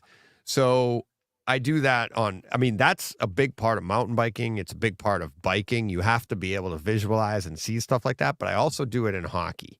And it's like, it's almost like, other than the little graphic line, like you're looking at legs, like I want the puck to go here to get onto his tape, but I got to put it to where he's going to be. And where are these legs going? It's all the same thing. So I was watching it. And it's like, that's why everybody's like, oh, it's a little like pool. No, it's like pool if all the balls on the table will move at the same time. Right? Yeah. So that's what this was like. And it's like, and I love that stuff, like figuring it out, and you try to figure it out. Like when you're in a race, you're trying to figure that stuff out. And they did a good job of giving you that example. But but the movie itself, I thought was like you said, it's a little convoluted. Like, what kind of movie is it? And then at the end, I didn't really feel at the end that I was like, oh okay. They solved the problem. All right. Yeah, it like I said, I again, when I recommended it, I had forgotten how tonally changing this film was. I had completely forgotten that. So when I was watching, I'm thinking, okay, come on. So your opening chase is a very comedic one where Michael Shannon's kind of joking and kind of is a bit silly and it's fun. And yet the story that leads up to that is actually really serious. And it's a movie about people trafficking, and it's a movie about gangsters and all. And you kind of like, so you're like, well, how does that fit with this bit, and how does it fit with that, and kind of where? Yeah, so it's strange. It's an odd film. This one. Well, that's the thing, and the tone of it is a bit, lighter, and then all of a sudden it goes off a cliff, dark. You're like, it does. Whoa, didn't see that coming. And it's like, and it's not a good, like, oh, it's a good, you just, if you, I think as a home theater movie, it's fun. I wouldn't say that. I didn't think there was a lot of, I saw it 4K with UHD, not HDR, but it was in 4K. It looked really nice. Everything looked beautiful, very colorful, streets of New York and everything. And I thought the sound was really good, but I didn't really find anything to write home about. Like, be like, oh my God, you got to check out this scene here, Yeah, so. I would agree with that. I mean, it's a Sony disc. The Blu-ray was what I've seen, and it's a Sony one, and those tend to be good. And it it looks really nice. You said it's really colorful. It's all very detailed. And yeah, I agree. I think the audio it's quite enveloping, but it's never showy. It's not kind of stuff that you're never going to put this on and go, right, everyone, listen to this. Yeah. But that doesn't mean it's not fun while it's on. I think this is kind of a very disposable film in a kind of a good way, because it's kind of, you can watch it, enjoy it while it's on, and when it's finished, you're like, okay, fine, and then just sort of put that to one side. But it's a movie you can come back to. It's an easy watch. You're not you haven't got to really concentrate too much, at least. I mean, because I think the timeline doesn't really matter. You just kind of just go with it. And it's it's not too bad, because I doubt that it all kind of fits together either. If you've thought about it enough, I doubt this all kind of fits like a jigsaw. But I'm glad you've seen it. Like I said, I enjoy it. I don't love it, but it is fun. Yeah. So it was fun. Good. Definitely was fun. I'd love to get a nicer version of Quicksilver. I do not want to see it in SD. So but did we not say it was Premium Rush? I thought we did say that. Steve Att says, okay, Premium Rush, figured it out. I'm sorry. I thought we said that. Sorry, Steve. Earlier. Apologies. Premium Rush. So, there you go. And there it is on Kaleidoscape in 4K with UHD. You can see on the graphic, it's just UHD, not the HDR. Is that common on Kaleidoscape, Deej? Where you won't have HDR? No. Most of the time, if it's 4K, it's HDR. And a lot of sometimes, like for new movies, they'll come out 4K, UHD, and then like a week later you get the HDR version or something. So, but yeah, it's just, yeah, it's not very common. Most of my movies are HDR. It's like, look at right down here, Spider-Man, you can see is in UHD for some reason or another. I don't know why, but I don't really see much of a difference. So, I mean, I know. Well, with your Lumagen, I suppose it's kind of it's Probably, pumping yeah. stuff anyway, isn't it? Yeah, Yeah, it's probably helping with that situation. But most HDR, I know, I mean, Travis and I have talked about it in the past where when Travis was on, when we did the live show last Wednesday, he used to turn off the HDR because you get a choice. You can have HDR, you can use UHD or, HD or all the way down when you buy the movie. And he used to, because he didn't have a Lumagen, he'd watch the UHD versions because it was just too bright. His projector couldn't handle it. It blew everything out. So, but yeah, so it's nice that you do have that option, but yeah. Oh, well. Oh, Steve had to say, my wife wanted to tell me something. I probably missed it. I thought we did say it was Premium Rush, but we might not have done in our excitement. Yeah. And Steve, we I were in think such a Premium Rush. Well, there you go. See? I pulled a Steve. I like it. Smooth. It was not. And you know, I like it. There isn't a 4K. There isn't a 4K disc, Steve. Yeah, no, indeed. Yeah, it's a Blu-ray that I've seen and said, "Did you seen it in UHD on Kaleidoscope?" I haven't heard about a release of it either. So, but I'd probably pick it up if it came out. I think so. Yeah, yeah. Let me see. Where is your? Oh, there it is. Yeah, got it. Yeah, I found it. I don't know why I didn't add it to the poster. There we go. And then I'll just bring this down here. Working on the fly, kids. That's it. All there right. you go. This should be our last one, right? Yeah. We've got some stuff to talk about here. Yeah. And I know. And I did see a good portion of it, but let's get right to it because this is demo material for sure. All righty. So again, you want to put up the Kaleidoscope version so you can see the title? Yeah, then I don't have to worry. So this actually, can anyone tell us what? Let's see. There we go. Let's have an immediate. I just did it. So. Oh, you did. Oh, there you go. Sorry. That's right. Okay. No, you're okay. So this is then Overlord on 4K UHD disc and in Dolby Atmos for me, and then Kaleidoscope. Same for you, Deej. And you know how when we had Sisu, we talked about the image of the poster for Sisu, and you talked about how you like posters that play with imagery. This is a perfect example, that image there, of, because you can look at that and think that's just blood spots, and not really realize that those are parachutes and people coming out the back of the plane. And I think it's very easy to miss that. But but once you see it, you can't unsee it. But that's a very clever image. Awesome. It's really, really well done. Okay, so the movie, awesome film. I love this movie, and again, in a way that is most unnatural.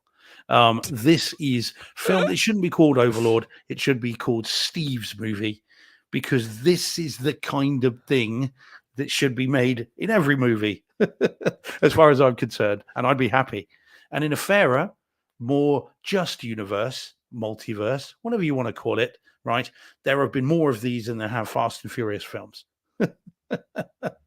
We'll call that Steve's universe. Well, there should have been. Oh, yeah. There could have been loads of this. Is a franchise all day long. Think of all the different skirmishes, all the different wars, all the different places in time and in history you could have this story.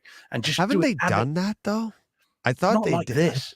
Yeah, maybe not. Not with a budget. I mean, you've got kind of like there are Nazis in the snow, and there are all these sorts of things. Yeah, but not with a budget. Those are always shoestring, tiny little B movies. This is a B movie with a budget. With a capital B for budget. A budget. Well, so you get top quality visual effects. You get a sound mix that blows you, out the back of your theater room.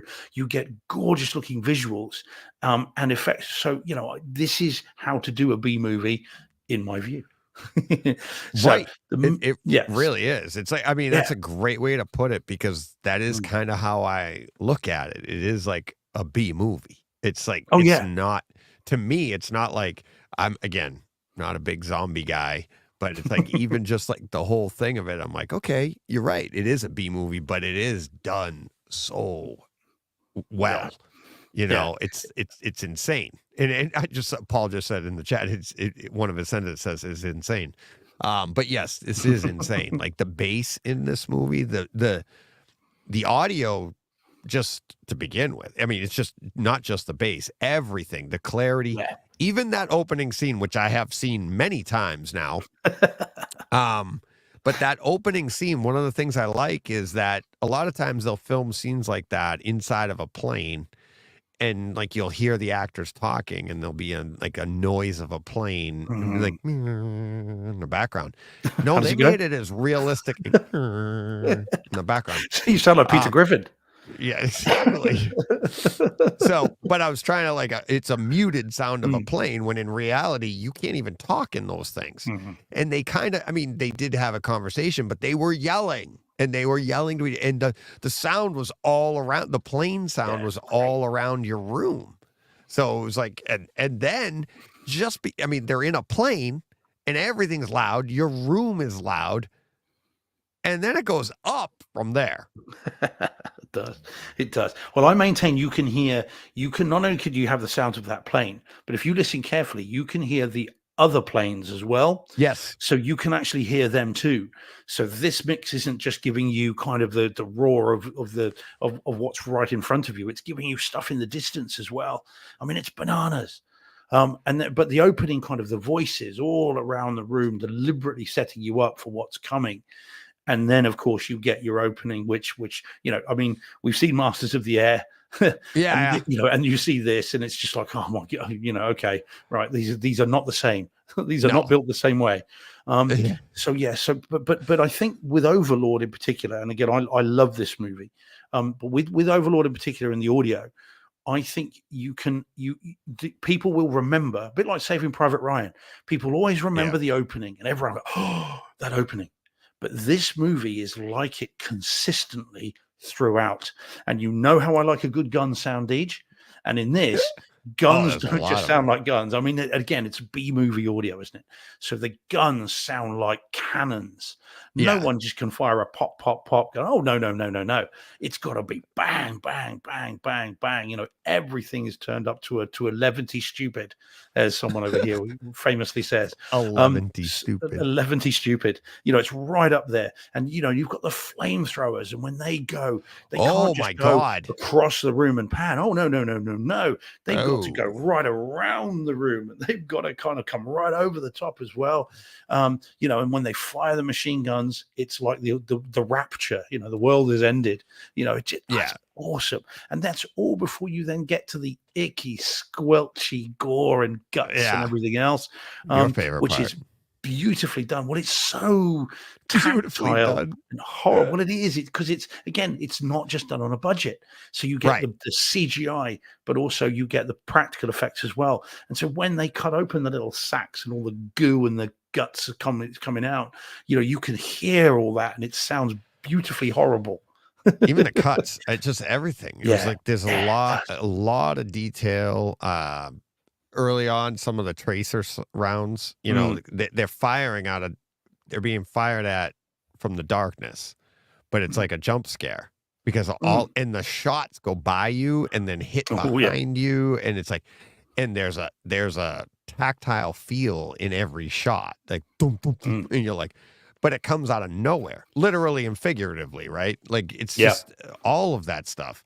That's the big grandiose stuff. But then, like you said, it's like the look, and you're like, and it's like, I mean, there's so much detail and everything. It's like audio wise detail, visually that it's so detailed. It is absolutely a demo movie, audio and picture wise. So, I think start to finish. I mean, this is one of those you can just chuck this on and go, right, have you seen it? Okay. You either haven't seen it, in which case check this out, or you have seen it and then you're like, but you haven't seen it like this. And so, on it goes. And I mean, this film needs to be seen by everybody. Doesn't mean it's always your cup of tea necessarily. No, but as a home theater fan, you'll get through it. It's definitely worth it. just awesome. just so good. Yeah, this, and I think Bad Robot produced this, so of course that's J.J. Abrams, who is a Yeah. massive B movie nerd fan, whatever you want to call it, and so his fingerprints are on this. And yeah, it's so good. Yeah, this is reference, I would say. I mean, I Yeah. can't personally think of anything that could be better in this. And I've seen my 4K disc 4 times, I think. And each time it's just, big dopey grin throughout the movie. So this is Steve's film. And as I said, I could have a whole franchise of these. This would work for me. Overlord 13, fine by me. Because you could just bring so many things. You could do this in a prisoner of war camp.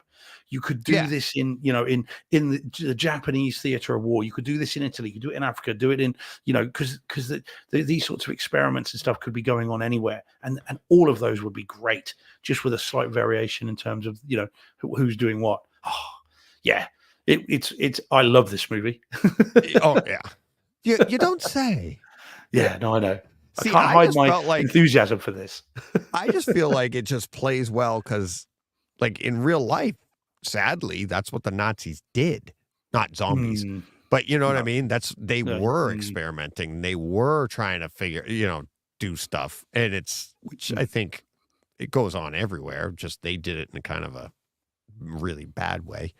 But yeah, so that's why I don't think it's a leap. They're like, oh, they were working on Nazis too. And all the others are like, yeah. So. Whereas I think, but I think this comes straight out of the comic books. This is Tales of Daring Do, the Howling Mad Commandos. The kind of this is more Inglorious Bastards than it is Saving Private Ryan. This is a tale of daring do, tales from the crypt kind of pulpy type story. Again, your B movie with a capital B. And so this film is great, and unfortunately I don't think it did very well at the box office. I don't think it actually made its money back. I don't think it necessarily might have been a flop, but it wasn't a huge success, which is always a shame when you get a movie as good as this, when you're like, I want more, and the bean counters go, yeah, but no one else does. So unless you do a Bloodshot and buy 6 copies or 7 copies, then you ain't gonna get one. Yeah, you did your part. Yeah, you did. I'm still doing it. Yeah, so I just it's a shame it didn't do more. I gotta add that to if you'd like to support the show, you can go to Patreon, buy a popcorn, or tell me where to buy Bloodshot again. Yes, give me another format of Bloodshot. Yes. Yeah, it's a matter. I keep telling you, Deej, it's a matter of time before you get a little flick book. Someone's just going to just draw it for you. I don't flip it. I don't think they released a VHS copy. I don't have that Not yet. I don't have a VHS player either, but. Yeah. So there, Jordan says, there we go. So underperformed theatrically, but found a profit on home media. Yeah, but it's not often that home media seems to strike a sequel.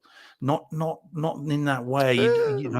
Not enough to then spend the kind of money that needs to be spent to then replicate this. Because it was made a profit, but it wasn't gangbusters, and they're not going to then go, oh right, well let's do more because there's a thirst for it, or a hunger even. But so yeah, but it's a shame because I love this. I would really happily see this again and again and again. This is a Shawshank movie for me, Deej. I can watch this film. Oh, definitely not for me. Oh, I mean, I can watch this film through, finish it, and go again and again and again. God. I could watch this movie endlessly. Wow. It's my kind of film. It's my background. Getting to land. Oh yeah. Okay. Yeah. That's it. Put your tray table and the seats in the upright position. Yep. Cross check for landing. There you go. But yeah, you're listening on a plane. That's not one for me. I mean, I liked it, but it's not that's not one I can just keep going back to over and over and over. So yeah, I'd never get bored of that film. But I mean, I get it. That's my, my schlocky horror movie upbringing. Yeah. All right, lay it on a Sabotage. What have we got? Very quick here. Another. I piped the chimney for the wood stove. So that was an adventure and a half. My buddy Craig helped me out. He works at the stove store, and goes right up. That's the attic, and then you can see I got it all the way up to the chimney, and then once I stone the outside of the chimney, we can finish that off and everything. So, but yeah, that was like tell me this. days long adventure. So What's what will that? happen to that then? So if you that shot there that you've got of it going up through the up Oops. towards the ceiling, Yeah. that like so that's quite. I mean, again, mate, this is my lack of knowledge, so forgive me. Right here. So that so that looks quite close to the bracing, the wooden bracing there. It What will by happen to that? Because code. obviously the All right. heat from one. Yeah, No, here's I'm what's just curious. really cool. This thing is not. This is like highfalutin stove. Okay. So see the collar on. Let me see if I can zoom in on this. Oh, stupid thing. I'll zoom in on this part right here. Let Mhm. me see if I can. There we go. So see that little Hole intake there. right Yeah. there? Uh-huh. So there's a collar that goes around the base of this. This intake, I have to duct out to the outside air. It Mhm. pulls cool air in, and at the base of this, there's all these little holes. When I put this thing together, what you're seeing here, that thing's like 14 inches wide, okay? Mhm. Or 12 inches is wide. It's 12 inches wide, but inside there's a 10-inch pipe. So you have to put it Oh. together like Lego. So there's two. So the heat goes up in the middle. Then on the outside, it's actually got an air barrier to cool it. It'll still feel warm on the outside, Hmm. but there's an air barrier of cool air being brought in for it. Okay. Okay. And so that protects it all. But then also, like in the attic here, I'm going to build a wall, like a frame around it that we can get Mhm. into, just because you don't want little kids going up, if I have kids in the attic or something, and touching it, because it wouldn't burn you, but it would be warm. It could be hot, but it's pretty sophisticated. Did you just say highfalutin? Yes, I did, Paul. Flew tin. Yeah. Yes. Flew. Yeah. I also ran the wiring for this. You can see over here, this is the thermostat wire over on the side. This also has a thermostat. Okay. So you set a thermostat up just like you would your regular house, right? And as the thermostat changes, you can program it. The stove cranks up. It just allows more air in, gets it cranked up. Okay. And so the thing, it has a battery backup. The thing's crazy. So, Mhm. but Yeah. that's why I couldn't so you build never the have to worry walls. about. Yes, you never have to worry about it being too close to the wooden stuff then, because it's No, not going to get hot enough to cause an issue. Nope. By code, I have to have 2 inches of clearance around that everywhere. And Okay. that's why I Makes couldn't sense. put the Yeah. walls up yet. So I needed to know how this was going to get, the flue was going to go and be able to. And now I'll build my wall around that, knowing that, like, when you looked in here, when you look up there, that's, on either, this is, these joists are 24 inches apart. So there's a good 5 inches on either side of the flue. So we got Okay. plenty of room there. No, Right. fine. And then going on, and see how you could see, like, this is the inside one, and then it gets a little thicker here, because I wasn't able to stack the other one on top of it. I'll do that when I open the top and I drop it in, and then you flue Okay. it out the top. But yes, so like in this area here, I'll build this next week. Actually, tomorrow I'm building this wall and the wall to the bathroom. So when those neighbors come in, they'll be able to, oh, there is a wall there. That's nice. Oh, that's the other thing she did say. She goes, we're going to have to get back in here. Good luck. Because Yeah, once those doors go in, that's it. That's when you'll have Romy as the guard dog. yeah. Oh, my garage doors I just saw too. They have a deadbolt on the garage door, but it's powered. So it's part of, like, Ooh. you can unlock it with your phone from outside the house. Cool. Yeah, because How is that controlled? What, Wi-Fi? Yeah. Yeah. That is cool. Yeah. I like the sound It of was that. really, That's really very cool. I was like, it's also, it's controlled by the lift mechanism, which has Wi-Fi in it. So it's like, I think it'll actually deadbolt if you wanted to. And when you open the garage, it'll unbolt it and then open the garage. So it's deadbolted at the base, which I always thought that was manual. And I was like, all the garages I've had has had the little slides on either side. I'm like looking at it, I'm like, what's this contraption? I'm like, oh my God, it's a powered deadbolt. That's pretty cool. Yeah, that is cool. I'm surprised they don't have those for front doors. You'd have thought you'd have it for that. You get out the car, you've got all your bags, you just, kind of get your phone close to it and it just automatically opens and in you go. Yeah, that would be cool. I was You gonna can do that. believe it or not, these when I first was looking at the cinema room, to take you back to home theater briefly. Yes. When I was designing Cinema George, and I thought, do you know what, I'm gonna have biometric locks on the door. This is gonna be great. You have to fingerprint it. That's the only way you're getting in there. Yeah. And then I thought that'll be great for 2 minutes. And then after that, it'll be a giant pain in the ass. Yeah, and you'll So I hate it. never did it. I was Nope. gonna do it. I thought that just looks so cool. Yeah. And then I thought, no, Yeah, you no, put a no, lock on no. the door, you put anything. It's like I might lock my media room, but probably not my media closet or room, but probably not. But even the theater, I'm not doing any lock or anything like that because it's like Yeah, like you quite. said, I'm like, this looks really cool, but then every time you go in, you're like, oh my God. And Yeah, then till you're I've got like, a oh, drink, my I've got my thumb's phone in dirty. my hand. But Yeah. yeah, exactly. And I Yeah, can't like watch a that. movie. Yeah, exactly. So Yeah, well, quite. So but on a front door, that sounds kind of cool. I like the idea that you could, you get your Wi-Fi signal as you approach the house, and then Yeah. it reads NFCs your phone, and then just opens the door. Yep. The way it goes. That would be Yep. very cool. Yeah. I might look Wouldn't into it? that. I think they do have that. I know they have that. Yeah. Like Ring has that with the door. You can unlock as you get to the house. You and the house will unlock for you.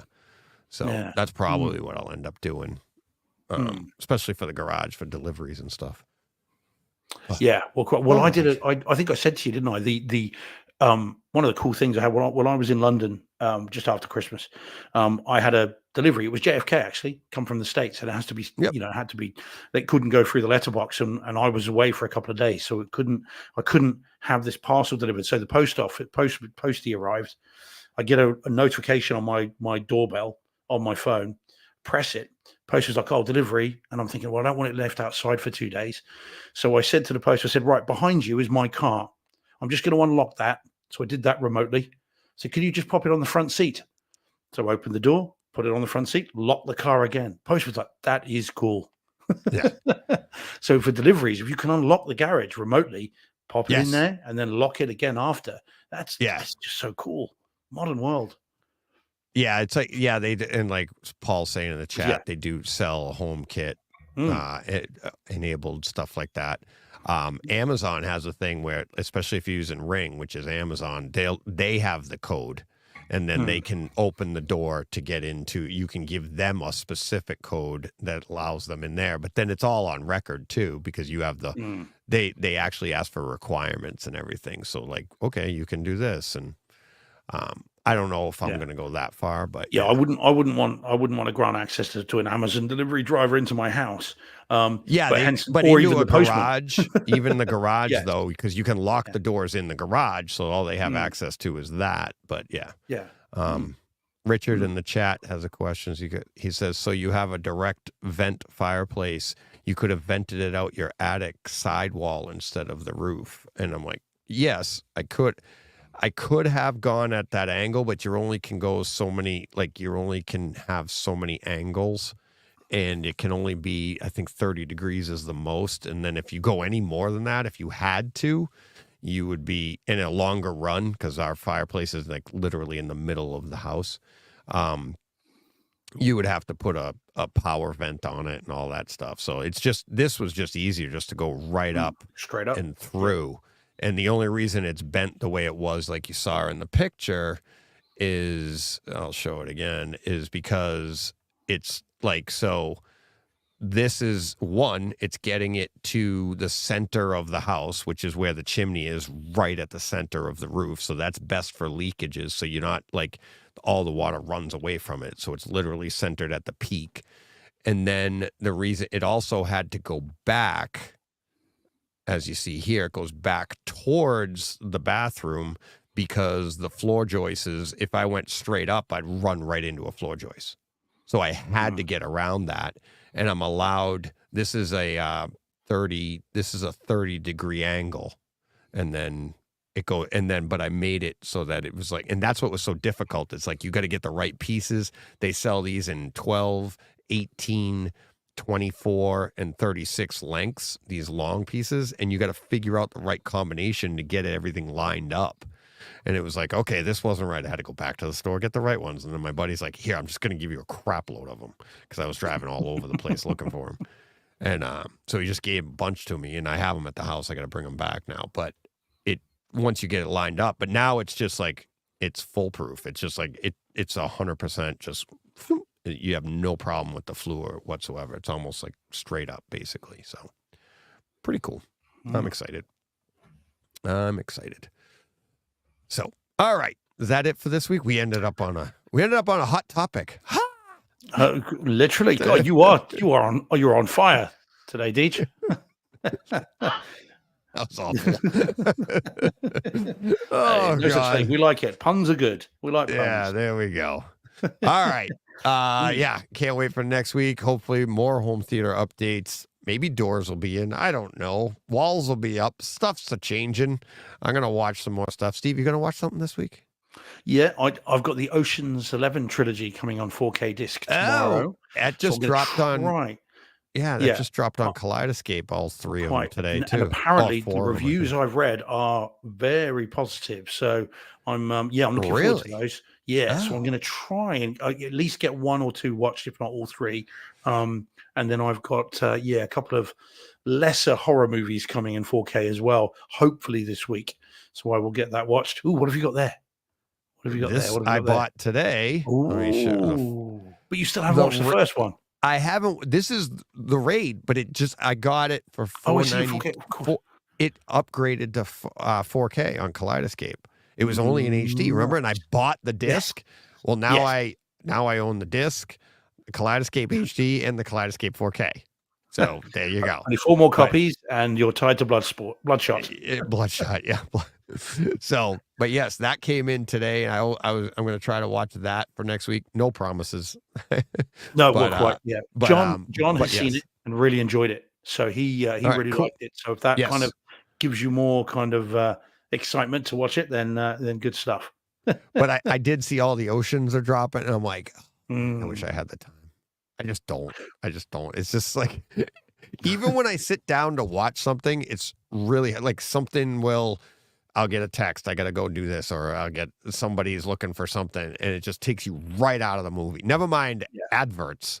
It's like, got to go do this. And it just takes you out. You're just not in the mood because I got too many things in my mind. So, but yes, I will be push and play on a few things this week, I hope, but definitely in the mornings. And I know you will be too. So, we've always got plenty to talk about. Not that we need it. We could talk about the weather for 2 hours, Deej. I think we've discovered that by now. We've done that.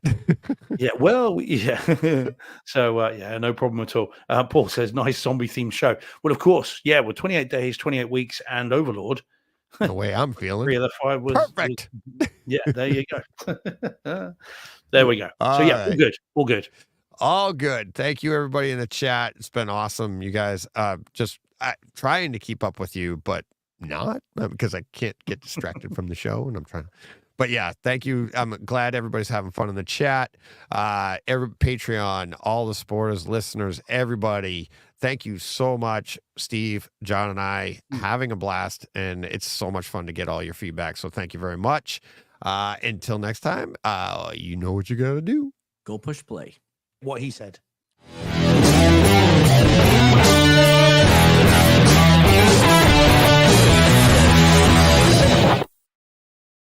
Hey, Fred.